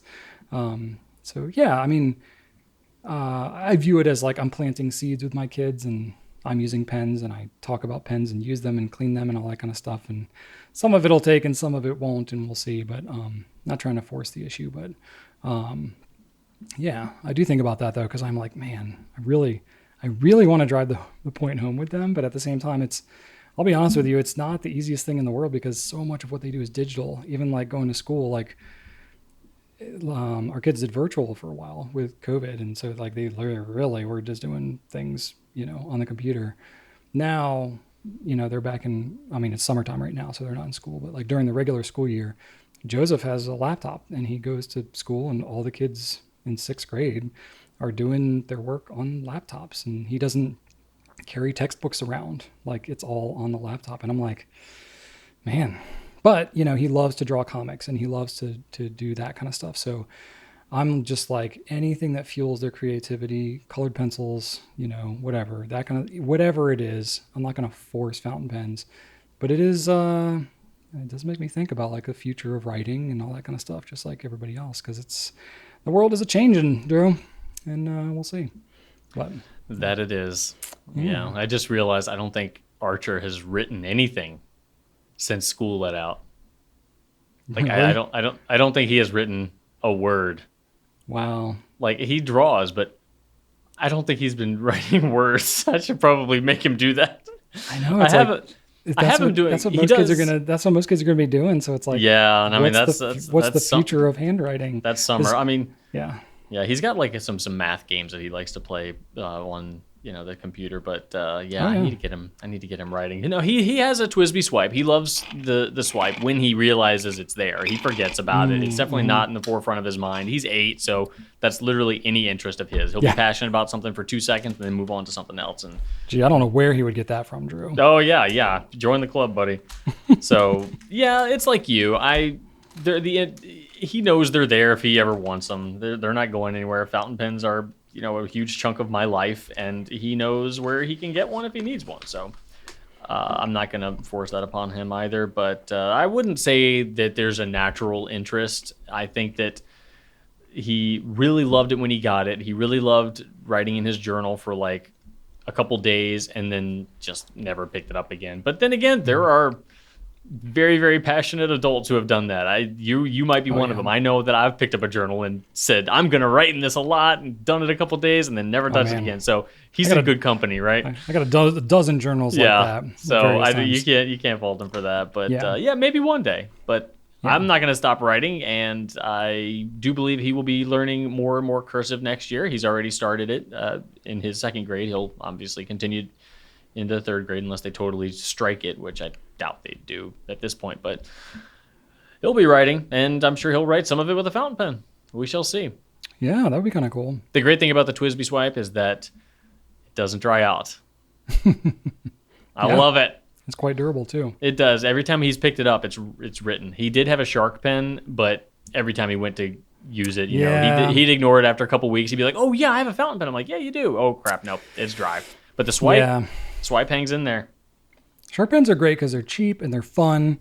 Like I've never given a Shark pen to somebody and they're like, "Oh, okay, I guess I'll take it." They're like, "Oh my gosh, that's so cool."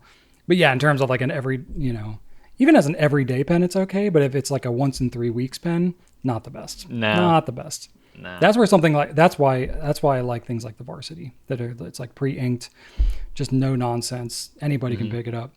I mean, that's like always the like last ditch effort thing when I try to get like a family member or somebody into fountain pens before I just give them retro 51 roller balls for the rest of their life. It's like, okay, try a Varsity because it's just so barely a fountain pen in terms of maintenance and upkeep and having to just be cognizant of using it. Like, and that's what my mother-in-law uses now. So she's tried different things, tried a Metropolitan, mashed the nib, and didn't, get the whole cleaning concept and all that. So we just get her like 7 packs of Varsities, and she loves them. She loves writing with fountain pens. She's got some like hand issues. She had carpal tunnel back in the day. And so she loves writing with a fountain pen, but the Varsity is the one that's been like the no nonsense pen for her. So I'm a big fan of that pen, especially for like kids and people who, just don't want all the fuss. But yeah. Yeah. That's very right. Cool. All right. Good deal. All right. That's it for Q&A. All right. Next up, we got a hypothetical. Drew, another from the community. I love these. I'll let you take it That away. is correct, Brian. We got another one in the YouTube comments. This one from Amaryllis. And the hypothetical is as follows. Get ready.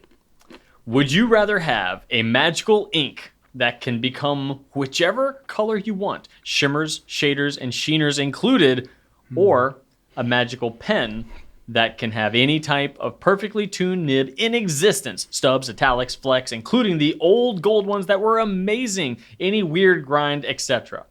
And to counter Brian's follow-up questions, they're ahead of you, Brian. I love how everybody hedges on my clarifications. Yeah. The magical ink wouldn't require any pen cleaning before changing colors. The magical pen wouldn't have a difficult mechanism to clean either. Both of these items would be given to you, so price isn't an issue. The ink would never run out. The pen would write flawlessly every time, and the nib on it would never wear out even after decades of daily use. Wow, really covered a lot of bases here. They've been listening to you, my friend. Funny enough, I do still have one clarifying. Of course question. you do. Of course. No, What? like for the pen, right? Is it that I'm choosing that like one nib and that's what the pen is from then on, or can the pen itself like change nibs? So like, Oh, it can change nib, just like it can change ink. oh, okay. Yeah, like instantly changing nibs or instantly changing ink.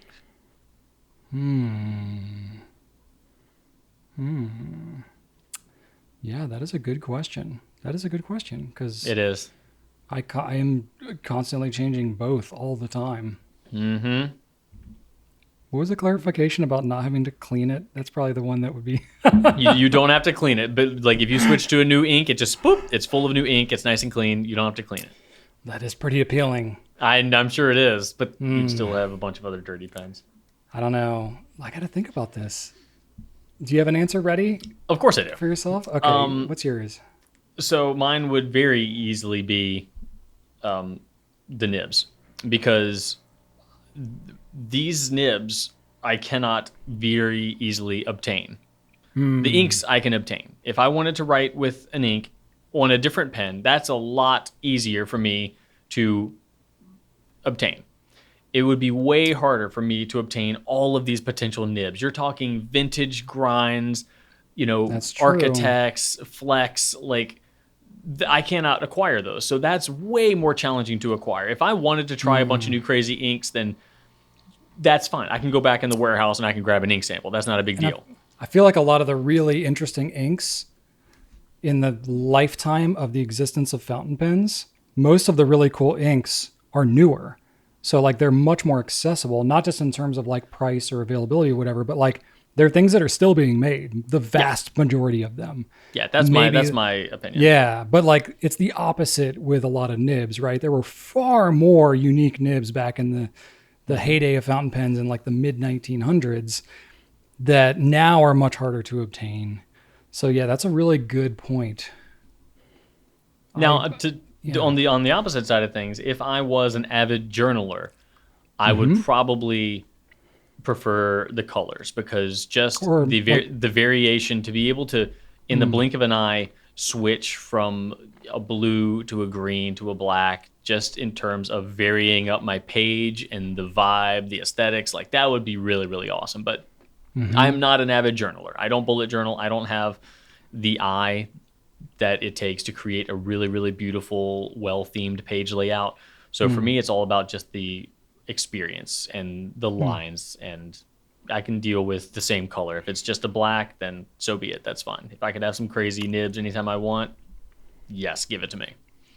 Yeah, I think I would kind of fall in that camp too. I think it's the nibs. Yeah, the different pens that I could change, kind of on the fly and get whatever nib experience I want. That is pretty cool. Well, here's something similar. She says, one related hypothetical. Not sure if this one was already done already, but bonus hypothetical. Would you rather have only one ink forever or only one pen forever? So you can have a bunch of pens, but you can only ever use one ink, or if you have a bunch of inks, but you can ever only use one pen for the rest of your life. Which one would you pick? I unsubscribe from this question. Of course you do.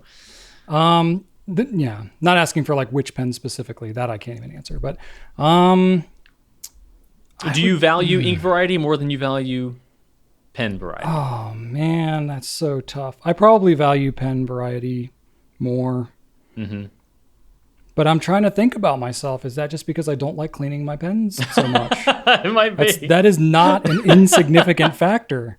If I didn't have to clean the pens, I would probably use a lot of different types of inks a lot of times. Because that's usually, I don't know. Let me think about it. I'm thinking out loud. Yeah. Because I want to use different pens. Like literally tomorrow I'm going into the office and I have to nib nook 7 new 912 nibs that I haven't written with before. But I'm using the same ink on all of them because it's the nib nook and it's all standardized. So like that's pretty cool. I'm excited to try all those new nibs. Mm-hmm. I value the pens way more than the inks. Like when we get a new ink in, I'm not inking it up in 7 pens just so I can see the experience of the ink. Well, just as a fountain pen consumer, I'm much more in the collector zone than I am the user zone. I know that there are a lot of people that do both, but for me, I love the tactile nature of a pen. I love feeling the differences between the different capping functions, the different nib functions. The pen variety is what draws me in and keeps me in as far as passion and fascination goes. It's fair. You can give me 10 pens and I can just sit there for hours and just be interested in the pens without any of them being inked up.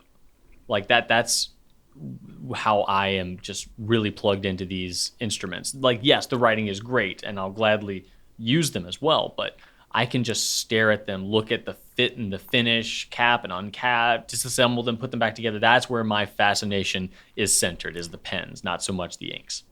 Yeah. I honestly, if you just flipped a coin and said either one, I think I could be happy because I do enjoy very much both aspects of it. But I think, I don't know, there's more to differentiate different pens than there are different inks. Like there's a lot of different inks that it's like, oh, this mid-range blue, like if I just used it and you didn't tell me which brand it was, I'm not even sure I could say on a lot of different colors because some of them end up being so close to each other. Yeah. But with pens, there's so much more to it. I'm very tactile. So the fact that I get to touch the pen as opposed to just seeing the ink, same. That's a big factor for me in my level of enjoyment. And I like to hold different pens. You wait, the feel of the nib on the page. There's a lot of that stuff that gives me a variety of different experiences that I feel like I would really miss that if I didn't have that aspect to it. And all I had was different inks to use. So while I would miss different ink colors if I could only use one, I would miss a variety of pens if I only had one pen to use more. So yeah, I agree. Yeah. I'm with you there. Cool. Thank you for the hypothetical. That was a lot of fun. That was I good. really appreciate that. And then feel free. Stressful, please let me know. Man. Like I don't want to think about these in the things. comments. I'd love to hear what everybody else thinks. I read all the comments at least for the first few weeks of a Pencast, and I'll move on to the next one usually. But I'll usually see it. I try to respond to what I can. I try to like as many as I can. But even if I don't click the little like button, I probably see it. So thank you for all of it. So that was great. Keep them coming. If you have any other ideas, we'll probably talk about it. Heck yeah. All right. Next up, we got a pen spotlight on the Jinhao Dragon. All right, Drew. Jinhao Dragon. Rachel's bane of a pen. Boom! Rachel hates this pen. She hates it with a passion. She carried it begrudgingly, but I don't know, man. It's just so cool. It's so wild. It's so impractical. Absolutely. I love it. So we've got two different colors of the Jinhao 999 Dragon, the gold and the black. It's more of a gray and black, but Yeah. It's like a pewtery we kind of we thing. started with this one, and then this one sold surprisingly well, and we were like, Rachel, I think we probably need the gold. When we first started carrying it, she was like, that gold is ridiculous. I mean, she, it like, is. conceded on doing the black one. And so Well, we were it's- like, okay, we got a foot in the door. And then the black one sold pretty well. And we were like, Rachel, gold. And she was just like, fine, whatever, guys. Yes. And we've been carrying it for what, like 5 years now? Yep. I think these will be, if we don't carry any more Jinhaos, I think these will always remain. I think this is just, they're magical, mystical. So they are heavy, man. If we're talking about dense pens, this Yeah. one, I don't know what- they are seriously dense. I don't actually know what metal they're made of. I don't have a clue. It's secret. Ancient Chinese secrets. Ancient Chinese secrets. Yes. I don't know. Is it pewter? They, I didn't look up the density of pewter. I don't think it They're actually is pewter. pure platinum, I believe. No. Pounds No, per cubic not at all. inch. That doesn't help me. So they thread to post, which is interesting because they are 120% unwieldy when you do that. Like, just, you're going to break your wrist. That's a danger. We can't, just don't do it. We won't be held responsible for your medical bills if you do that. But for the price, I mean, these things are what, like $20, something like that, Brian? I think $30. 30. Like, that's a whole lot of pen for $30. It's a lot of dollars Now, dollar I per won't gram weight. It's one of the most affordable. It is not things. it is not a better pen than a swipe. I will say that confidently. The this pen's is- $29.50 is the pen. Okay. $29.50. The swipe is a better pen. I will say that. This is going to be That's subjective. That's subjective. I mean, come on. Depends This is- what purpose it's serving. If you're talking about Okay, if you're talking about a weapon to personal hurt someone with, defense or home defense, this is definitely the better pen. Yes, personal defense, you can cause much more damage than you can this.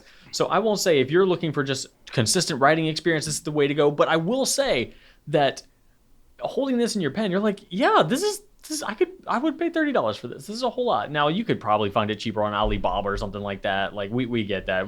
These things are not proprietary or anything. They're not hard to find. But man, you've got the dragons here. You've got red crystal things in their eyes. You've got two dragons, one on each end, dueling dragons. You've got a funky red crystal in the middle. You've got some Chinese letters that I have no idea what they mean. Probably some sort of incantation. something unsavory. Who knows? It could be. We would never know. Yeah, these Americans, they don't care.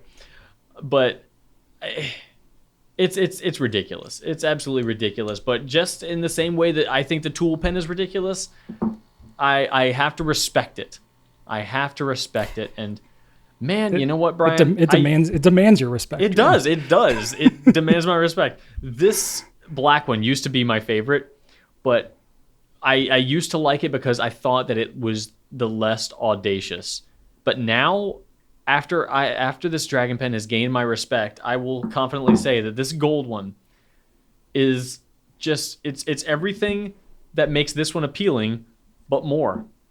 It's more audacious. It's more insane. It's more gaudy. This is what you need. If you need a dragon pen, this gold one is what you need, man. More is a good way to. That's a good way to summarize it. It's just more. It's just more. I'm surprised I don't own one myself, Brian. But I'm surprised you don't either. Might have to remedy that situation. it will be this one. Yeah, no, I'm gonna do it. I'm ashamed, but I want to see you ink up and carry around 3 of those things. I don't even know if they'd fit in my. Do you know how lumpy and bulgy it would make my rickshaw sleeve? Does it fit in a rickshaw sleeve? This is one pen that if it's going to struggle to fit into something. Oh no, it's there. I mean, you can definitely. It's lumpy. It's got its presence. Yeah, it's making its presence known. Wow. But yeah, this is I've attempted to write with this thing as a daily writer before, and I'll say it takes some determination.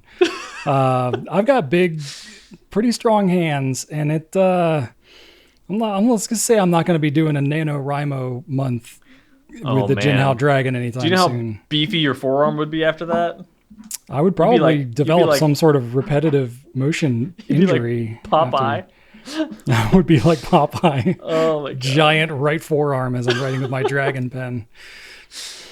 Oh man! No. But anyway, it is exactly what you think it is. I will say that. I would say it's more. It's everything that you would think that it is, just amplified in person. Yes. It looks heavy. It's heavier. It looks audacious. It's even more audacious. If you look at this and you're like, oh, I kind of like that. I like what it's showing me. Like, it's going to deliver. Yeah. What you see. Whatever you think that it is, it's going to be more. It's going to be more. But I will say it does write actually surprisingly. Currently, Brian, no joke. I've got just a little bit of coffee left in my Yeti here. Okay. These two pens are heavier. I bet. They are. You know what, Drew? I found this nice little I was curious how much pewter, the density of pewter is. Oh boy. I don't know if it's made, I don't think it's made of pewter, but pewter is very, very brittle. Pewter is like in the 7.2 range or something. But you know what the densest material is on this list of like 72 different materials? I've met a few people that were pretty dense. Yeah. Iridium is the densest. 22.65 grams per cubic centimeter. So even denser than gold. That tracks. Platinum, tungsten, these are all denser than gold. Yeah. Cool. Crazy. All right. Well, that is the Jinhao 999 Dragon. What you see is what you get. Yeah. So there's not a ton more to talk about. I will say it's a number 6 nib. You can fit a Goulet number 6 nib on there. So it's only available in a medium nib. Mm-hmm. But part of the reason why we even carry it, like most of our Jinhaos that we do carry, is you can swap it out with a different number 6 nib. So while it's only available in that nib size, you can swap it out and get a little more utility with a different nib size. And I will give it credit, Brian, whenever you close it, the dragons, they line up. They line up perfect. They line up perfectly every time. Those bejeweled eyes are just looking right at you. Yeah. It's remarkably consistent. Shockingly consistent. Oh my God, I'm going to break the table. It seems like a talisman out of an Indiana Jones movie or something. It belongs in a museum. Yeah, I agree. Yeah. There you go. Awesome. Thanks for showing up that pen, Drew. My pleasure. Moving on to the nonsense portion about what's happening in our lives. All right. So as you mentioned, as you alluded to, the Goulet Pen Company was kind enough to give us a half-paid day off for mental health, and I applied that to my mental health by seeing the new Thor film, Love and Thunder. I sadly was not able to go to my usual theater that has the food, so I was not able to get my coffee and bread pudding. They didn't have a showing until 4, and I still needed to pick up the kids, so I went to a different theater, and that's fine. I just didn't have any bread pudding, but that way it'll be special next time. But I watched it. It was good. It was what I expected. It was pretty goofy.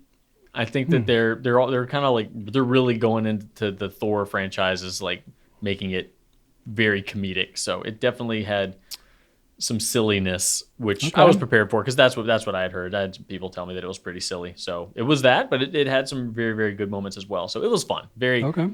One of those like fun Marvel movies. Definitely not a serious. I mean, it had serious moments. Christian Bale's villain was very good, very dramatic, very serious. Like he played that like he was not in a Marvel movie. He played that like he was in, Schindler's List or something. It was serious business. He's done some pretty serious roles. Yeah. He doesn't mess around. That Christian Bale, he does not phone it in. So he brought it, and so it was like everything was goofy. But then Christian Bale showed up, and you're like, oh crap. Like, I'm afraid now. Like, it was. How can you not just be like, oh, there's Batman? Like, I can't disassociate him from Batman. He's just so good. I didn't. Like, I knew it, but I didn't see it. I did not see Batman. I saw something else. He did a really good job. All right. And then I had a pretty. Unfortunately, I did have to go to a funeral on Saturday, so that was bummer. That was the thing. Yeah, but that night I had a welcome distraction in that Archer had his friend Sal come over for a sleepover. So my wife and our friends, so Sal's parents, went out for a thing, and I was like, "Hey, that's fine, Mr. Introvert. I will watch the kids." So I stayed home and watched the kids, and they just went crazy. They played the Oculus VR thing, and nobody was gravely injured. I grilled some hot dogs, made some mac and cheese, classic random sleepover stuff. Let them sleep. You're like a hero for cooking the easiest food in the world. Yeah. Let them sleep on the floor in Archer's room. So nice. They had a good time was had by all. So that was fun. I haven't been seeing a lot of Shannon because she's doing it's a tech week for her show. She's in a production of The Addams Family, and that's gonna That's going to start next weekend. So it's tech week, the week before the show. So she's just at rehearsal all day this week. So not seeing a ton of her, but I am excited to see her show this coming weekend. So Archer and I are going to go do that. However, Brian, it is an outside show. Oh, interesting. Yeah. It's like 100 degrees out right now. Mm-hmm. It's at the Dogwood Dell Amphitheater in Richmond. And it starts at 8, so it'll be cooler. Yeah. But still, it'll be in like the high 70s. I feel so bad because I want to see her so bad. She's so excited about the show. They've got the biggest orchestra they've ever had. The ensemble, she said, is so good. But I'm like super jazzed, but at the same time, I'm like, I don't want to go outside. I don't want to sit outside. I'm like, I'm sure it'll be fine, but man, outside.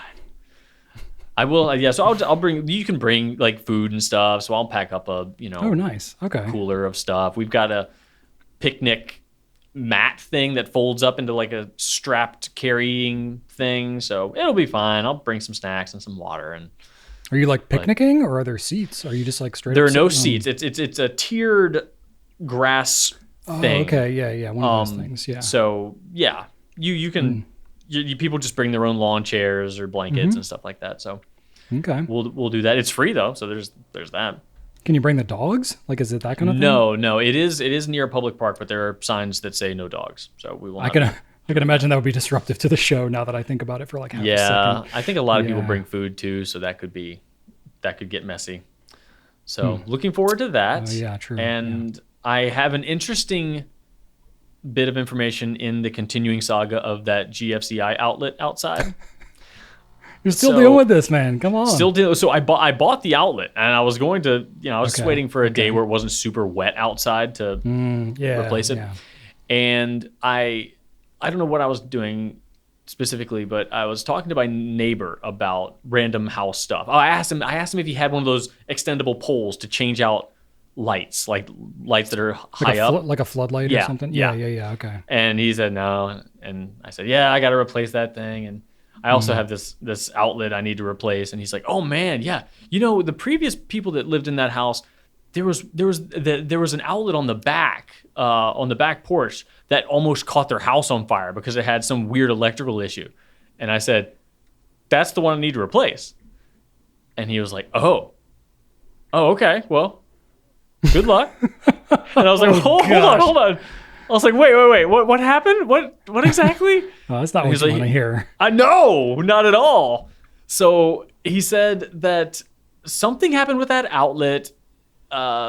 He needed to get an electrician to come in because that outlet shorted or something, took out power to half the house. And I was like, okay, you know what? Maybe I won't do it. Maybe I'm going to get somebody who is insured to come and replace that, because if he said that something almost caught fire and I'm unaware of a pre-existing wiring issue with that outlet, like right now it's off, it's dead, and the only thing it's negatively impacting are the front porch lights. So everything's fine. I can wait. You don't want to make it worse.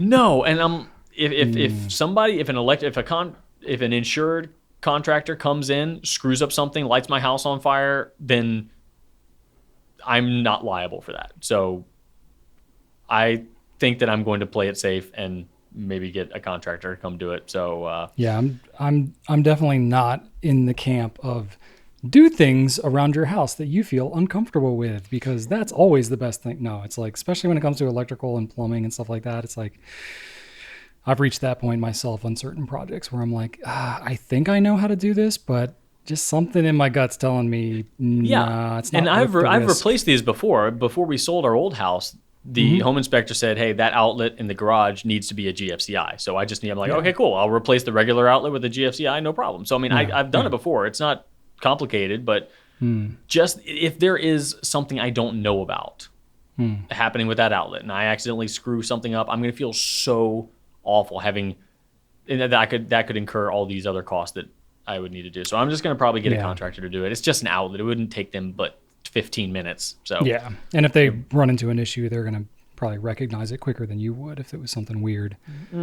My guess is, I'm totally speculating here, of course, but my guess is that probably that wasn't a GFCI outlet at some point, and there was some kind of water or whatever nest of spiders or something that got in there, which is the reason why you always have GFCI on the outside outlets. Probably. So it probably wasn't circuit fault protected, and then they had something that tripped it and caused some kind of issue. And then hopefully now you're not going to deal with that. But yeah, I think you're probably I think you're right, because it's not connected to anything else other than those front porch lights. So and it's in one of those big clear enclosures and stuff. So it definitely doesn't look more than 10 years old. So it's probably fine, but still tough though, because that's the thing. Whenever you get a house, is like you never know what people have done before. Yeah. Like our old house, our first house that we bought, we're in our second house now. It makes it sound like I've owned a ton of houses. No, but our electrical panel was in our kitchen behind a kitchen cabinet. What? Yeah. It was like the house was built in the 60s or something. And literally you would like open just a cabinet door, like in the middle of all the cabinets. And it was just emptiness and then the electrical panel on the wall. And it was like next to the stove and all that. And I talked to him. Not used to be the kitchen? I don't know what the deal is, but for whatever reason, that's what was there. And I talked to an electrician about it, and he was like, oh yeah, they definitely don't allow you to do this anymore. I think the electrical panel used to be on the outside of the house, like where you flip the breakers and stuff, which is a terrible idea because there's so many things that can go wrong moisture wise and all that kind of stuff, having it on the outside. So they definitely don't do that anymore. And he was like, yeah, it seems like at some point in the 70s or whatever that they moved it to the inside of the house and just they moved it there because that was the closest and they didn't have to reroute all the wires and stuff. And they're like, but yeah, if you ever do any like significant electrical work here, you're going to have to like move that whole panel. And I was like, oh yeah, no thanks. Or no, maybe that's where it originally was. And he said, if we did move it, we would have to move it to the outside of the house, which he said would be a terrible idea, but still code compliant. Oh, gotcha. That would make more sense. But either way, maybe the kitchen was expanded at some point and they just expanded around the breaker box. It could be, but either way, it was pretty weird. And very weird. Happy to get out of that house when we did. Yeah, if the indication when I moved in and installed the new dishwasher, it took so much effort to get the old one out. And when I did, I realized that there was probably 3 layers of flooring in the kitchen. Flooring on top of flooring on top of flooring. And they never took the dishwasher. They never floored underneath the dishwasher. They just the dishwasher was just dishwasher. It was on the subflooring. It was just on bare wood. So when I dropped in the new one, it fell down like a good 3 to 4 inches. So that's in there forever now. Like it's not coming out. You got like a subterranean dishwasher now. Basically. And so it's not coming out. So if that was any indication of the making the crossing I's and dotting of the T's that the previous owners did with that house, I'm not going to be taking chances. So yeah, it's always fun. So when we want to replace the flooring in the kitchen, we're going to need to pull up like 3 floors. So hooray for that. Yeah, but it's worth doing it when it comes time. Absolutely. I'm not. Yeah, no. God, I can't put another layer of floor on top of that. Are you kidding me? At least you're not dealing with a house like an older house, because I don't know when your house was built, but I don't think 85. Yeah, so you're not dealing with like lead paint and asbestos and stuff like that. No. Like we had in our old house, our house was in like the 60s. So it had the potential for things like lead paint and asbestos and all that. Yeah. So when it came time to like painting, it was like they had painted over top of wallpaper on our upstairs. And I was like, oh, this is the worst. But I researched it a little bit and I was like, if I pull all this up, not only am I going to have to pull up paint on top of wallpaper, who knows how many layers of paint, but I was like, it might be lead paint. And we had a newborn at the time and all that kind of stuff. And I was like, F it, we're just going to paint over top of it just like everybody else has done. Yeah. So it's like in order to remediate that, it would be thousands and thousands of dollars to do that. And I wouldn't feel comfortable doing that myself. Dude, it might be at that point, it might be cheaper to just put up new drywall. It was not drywall, it was plaster. Oh God. Mm-hmm. That's right. 60s. What am I thinking? Yeah. Well, ours was interesting. It was like, it's like they didn't trust drywall back then, so they plastered over top of drywall. So Oh. we had like 12-inch plywall boards. I've never seen anything like this on any other house. Oh, But it was man. like 12-inch drywall, not almost like a siding, but it was just like it was flat panels Yeah, of drywall. yeah. And then they plastered over top of it. It was the messiest. Yeah, you always see the that. worst thing to Yeah, deal you always with. see that in old movies when they go, like, I don't know, there's in old horror movies, there's always that, like, they go in between yeah. the walls, you know? Yeah, But and you see plaster those and- you see those plankings. Well, that's called lath. inside That's the- wood lath. So plaster and lath is how it was done. Yeah. Up until the 50s, 60s, whatever, when drywall started to come about. I don't know why in this house. It was like in a period where drywall started to come to be, but they were like, I don't really know about all this now. So we're just going to plaster over top of this drywall. So they moved up from the lath. So at least I didn't have to tear that out. But it was just all kinds of dusty, heavy, rocky messiness. Oh, man. I did replaced some stuff in our bathroom.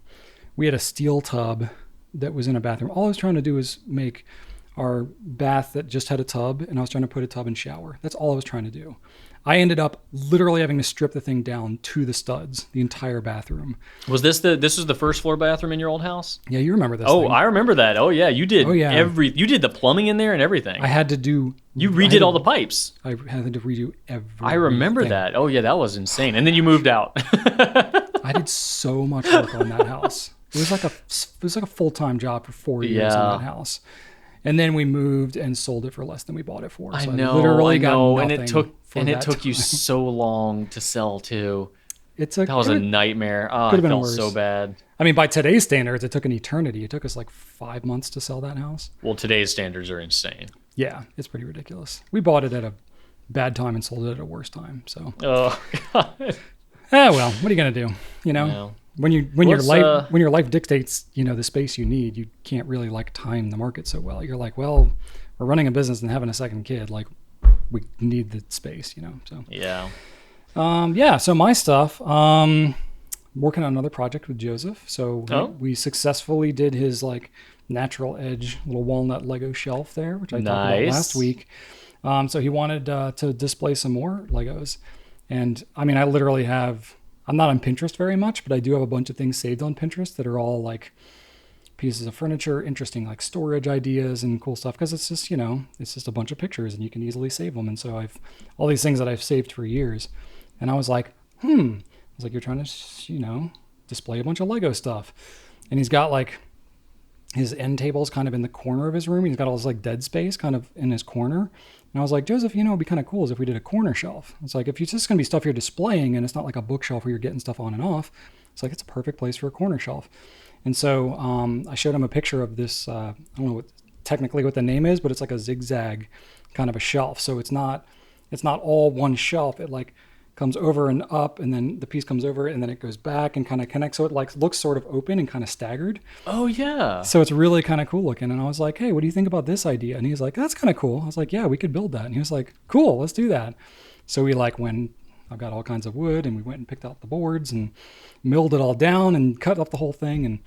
And, I'm doing most of the work, but he's, right there with me, helping me. That is so sand and cool. Finish it. And all that. Yeah, he's like finally reaching an age. This is where I'm getting some glimmers of hope when we're talking about like our kids using fountain pens and all this type of stuff. It's like, at the younger age, like Archer's age, they're like expressing some general interest, but not really like owning it and like investing in doing some of these things that take, time and patience and stuff like that. But like, I'm finding now with Joseph and Ellie to a degree, she's 10, but he's 12 and a half.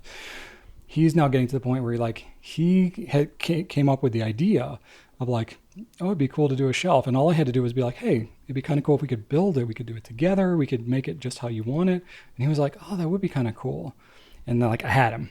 I was like, cool, great, let's do it right now.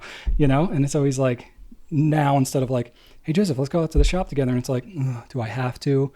Now he's kind of like, oh, okay. And he just like comes along with me. And I'm like, oh my gosh, okay. It's happening. Let's go do this. Yeah, I'm like trying not to go overboard and being like, blah, blah, blah. Here's all this information that you don't need in your head. You were talking to the right person. My whole life is just me trying not to go overboard. Yes. And like I want him to be excited, but I don't want to like overwhelm him with information. And so it's like I'm very strategically trying to give him things to do to stay invested and like learn skills and stuff like that, but also not have him like sand boards for 4 straight hours, because that is tedious and boring, and he just like doesn't have the muscles for that. Yeah, you're gonna scare him off. Yeah, so I'm like really trying to balance out like, hey, why don't you do this for a little bit, and then I can see when his interest is waning, and I'm like, hey, why don't you go inside and I'll finish this up, and then I'll come grab you with the next part. And he's like, cool. So I'm like walking that line. Nice. But so we finished his shelf. We haven't hung it yet, but we'll have it soon. Maybe I'll have a picture by the time we actually publish this of it hung, but we got the whole thing done. And it turned out really good. So I could have made the wood a little bit thicker, so it's a little bit delicate as a shelf, but because it's going to go in the corner, I'm going to end up like, anchoring it to like both sides of the corner. So it's going to be really solid once it's on the wall. Mm-hmm. And I don't think he's really going to move it or change it for a long time. And even still, whatever we built it, we can always fix it or throw it out, or I don't care. It's more just like something that we did together. So it's kind of cool. I'm like, hey, that is really awesome. Those memories that we're getting together. So it's like, it's taken several years, to where he's actually shown some interest. And I'm not like worried about him touching, because let's be real, I'm not like super neat freak. So when I'm working in the, with woodworking and there's like saws and chisels and stuff kind of like everywhere, it's not a place for toddlers or like young children, but like at 12 years old, he knows not to touch sharp things. You know what I mean? Yeah. So I can have him out there and not be like super paranoid about him like hurting himself. Right. As long as he's being generally cognizant. So that's really cool, really rewarding, and we're making some good memories there. And then, on my half day, I, have found a couple of like welding suppliers and some like scrap metal suppliers. I'm actually at the point where I like went and got some random scrap metal, and I've used it for various projects around the house. And I'm like, I kind of need some more of this, like, 1-inch tube steel, like his next project I use. I could probably use some of that. So I went back and like replenished some of my stock of raw metal. And I'm like, I guess this is what I do now. Yep. It's in my rotation of places I go to, is this like random metal supplier in like the north side of Richmond, and they're like not open on weekends, and I have to go there during like regular work hours. That's perfect. And so it was like for a mental health half day kind of thing. So I had a little bit of stuff I had to do at the office. So I did go in and check there. Everybody else was gone, so I went in and did my stuff. And then you didn't play the arcade machine though, like you said you were going to do. No, the kids didn't. Because I had to bring the kids. You mentioned that. You asked me if the arcade machine was on. I said yeah, and then I came in today, and it was the same. It was still on the same game I was playing last week. It's one of those things that like. So I knew. I was like, no one played. It's still on the old game. Joseph asks about like playing whatever Knuckles 3, whatever. More people Sonic need to play Knuckles. that thing. I know. You can't force the kids, but whatever. They do love the Tootsie Pops, though. Every time we go there, they're like, can we get more Tootsie Pops? I'm like, sure, whatever. It's fine. I was just trying to like finish up my random stuff, and I had to meet with somebody there. But so it was good. Rachel got a pedicure, so that's why I had the kids with me. So she doesn't get a lot of pedicures. She was like, yeah, it was pretty good. She's like, I don't know if it's going to be a regular thing for me. And I was like, that's fine. But, it's cool. She got her nails painted blue. Surprising. Nice. But yeah, it was good. So we both like did very intentional things that were like our versions of, recuperative mental health time. For Rachel, it's relaxing. For me, it's going around running errands and getting scrap metal, raw materials for more projects. Yeah. But anyway, it's fun. I do metal things now. That's awesome. It is fun. Cool. All right. Next up, we got some company updates. We're nearing the end here, folks. I promise you. Company updates, pretty straightforward. Not a ton going on. This is our slower time, so we're just not going to have as much to update on. But we do have a video, Drew, on your top brown pens. We joke all the time here about how much you love brown pens. Letting you get it all out of your system, and then you can finally shut your mouth about it. I'm just kidding. No. It's good. It was a pretty easy one to do. I had planned one, and we were like, is there something else you can do kind of quick? I'm like, well, I always got this in my pocket. Yeah.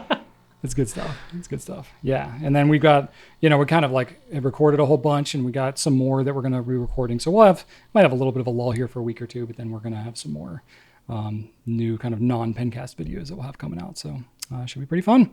We are also working on some fun exclusives in the mix, pen wise. We've got some irons in the fire. We've got some really exciting things, for the second half of 2022 that I think everybody's going to be pretty stoked about. We do, yeah. We're always up to stuff. But I may have been getting some texts about some of these things as we were recording earlier. Hey. And I'm like, okay, don't look at this now. Yeah. All right. So anyway, that's what we got going on as a company. And we'll go ahead and wrap this thing up. All right, everybody. Thank you so much for watching. Please leave us some feedback in the comments. Let us know how we're doing. Ask us questions. Give us some hypotheticals. I always love talking to you all, even if it's not actually talking and we're just reading what you wrote, but it feels more like a conversation on our end. Definitely check out gouletpens.com for all of your fountain pen ink and paper needs. You can get more information about the various things that we talked about, and you can subscribe to our YouTube and Instagram channel. I will say there is something new. I guess this is more of a company update. I don't know when this is going to happen, but literally this morning as we're recording this, we found out that YouTube and Shopify are like doing more of a thing together where you can like link up your Shopify store and show like products that you can buy through YouTube and all that. I don't know how it actually works. We're looking into it though. It seems very appealing. So if you're watching YouTube videos, you could be like, what pen was that? Oh, it's like right there at Goulet Pens. That's pretty convenient.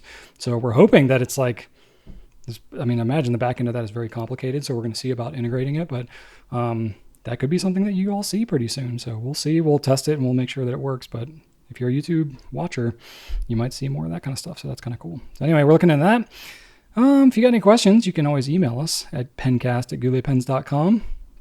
And Drew, I wore my NASA shirt today because I'm still kind of just amazed with all the James Webb Telescope stuff and watching lots of YouTube videos, analyzing all the different parts and pieces of these things, listening to not Pencasts, podcasts. That's what they're called. The Pencast is ours. Not everything's a Pencast. My most favorite thing about the James Webb Space Telescope is how it's just got everybody talking, and that just feeds my soul so much because there aren't like, we will get to the true like new information later down the line. The first images that are coming back are just, you know, better versions of things we already have. Yeah. But the amount of people just paying attention and talking about just the insane the depth of the universe and how humbling it is. And I just love that everybody is getting there mentally. It is so exciting to see, and it's unifying. I think that there's such a beautiful component in everybody on the planet being fascinated about just interstellar wonder, and that just feeds my soul. And it makes me think about how happy Carl Sagan would be if he was still around to just see the whole world joined in this sense of wonder. And that just, I just eat it up. It makes me smile in my soul. Yeah, I'm right there with you. To me, it's like a very nice distraction of just like all the just stuff that we could be worried about on a daily basis. I'm like, it's a nice little escapism, but not like in an alternate reality. It's like, it's still reality. It's just like something quite literally larger than most of our daily problems. So I'm enjoying that. But it did inspire me for my random fun fact, which is like a stream of fun facts here. Oh, wow. Yeah, you're right. Yeah. So our sun, which is the closest star to us, is quite big. Not Joseph. You can sit, no, S-U-N. So the sun, you can fit 960,000 Earths inside the sun if you keep the Earth round. If you smushed up all the Earths, you could fit 1.3 million of them inside the sun. So pretty big, right? Yeah. But that's just one star. The closest one to us, which is the sun, it's 93 million miles away, or 8 light minutes. If you're traveling at the speed of light, it's about 8 minutes away, 7 minutes and something seconds, but close enough to 8 minutes.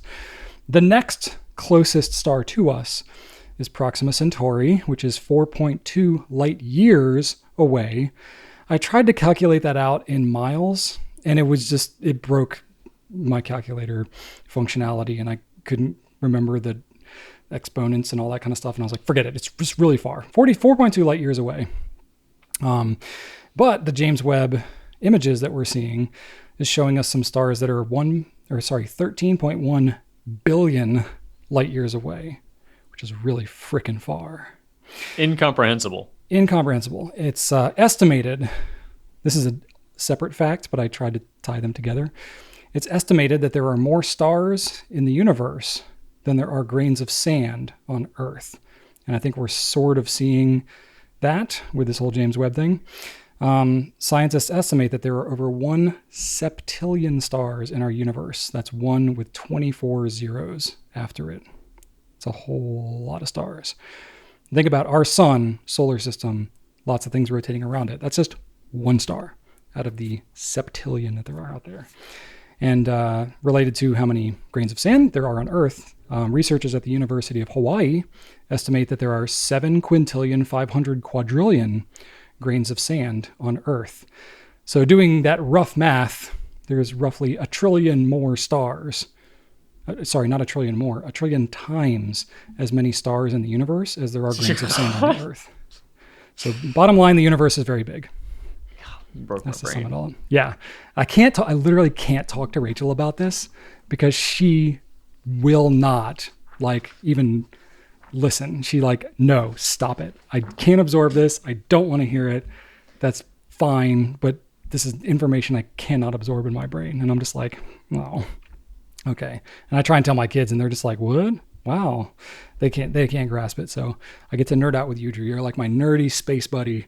I love having my brain broken because yeah, right when I start feeling just existential dread, I get distracted by some squirrel and I'm fine. So yeah, exactly. It's good. I get right up to the precipice of complete, overwhelming, crushing feeling of insignificance, and then I'm like, oh, whoa, my coffee's empty, and then I'm good. I'm gone. I'm done. Move on to the other thing. So it's good. I feel good. I can function in that space. I look at the vastness of the universe, and I don't think oh, we're so small and insignificant. I just think wow, there's just so much more going on than my insignificant little problems or my little perspective. I'm like, there's so much more to look forward to. I'm more optimistic about it. Oh, for sure. I get there too, but there first comes I guess the more insignificant you feel, the more you feel like a speck on a speck on a speck, then you realize just how lucky you are as well, just how fortunate you are to be here, just how crazy it is that somehow it happened that you are here in this moment to see and experience all of this. So there's a humbling gratitude along with the terrifying, crushing, insignificance as well. So it's a double-edged sword, I believe. Yeah. You want your brain broken one more time? Because I just recalled another fact. So sure. We just talked about the vastness of the universe. So if you go the opposite direction and you go smaller, if you take hydrogen atoms, the number of hydrogen atoms that's in 1 teaspoon of water, if that was to, what is it? There's more hydrogen atoms in 1 teaspoon of water than there are teaspoons of water that would fill up the entire universe. That's how dense and compact atoms are. So the vastness of the universe and all these things that are so huge and far away, but then you think how infinitely complex everything gets when you go smaller and quantum level. It's your brain breaks big and small, and it's just this is incomprehensible. I don't know. I find it fascinating. Is. Oh no, it is. It's just everything is a miracle when you look at it like that. Literally every single thing you see, the fact that you can see, the fact that you can stare at anything, everything you see is the fact that anything exists is absolutely miraculous. It's pretty because wild. The amount of things that are happening at an atomic level in order to keep the universe together, not only the universe, but the things in our world that we experience is just unfathomable. If you really try to comprehend it and get right up to the edge of your brain melting, it's just it's an experience. Yeah, you can really find wonder in anything if you try hard enough. And I like to try hard enough. It makes me feel good. But yet there's still a lifetime of stuff to learn about fountain pens. And that's yes. an extremely specific thing within the vastness of all this universe. But yeah, I don't know. Everybody's got their thing. But hey, glad y'all stuck with us on the turkey hammock portion of the Pencast today. If you think space is cool, just let us know. Space is cool. Space was cool. That's your turkey hammock moment for the day. Space is cool. Anyway, thank y'all so much for sticking with us. We really enjoyed spending time with you today. And we'll catch you on the next one, everybody. Right on.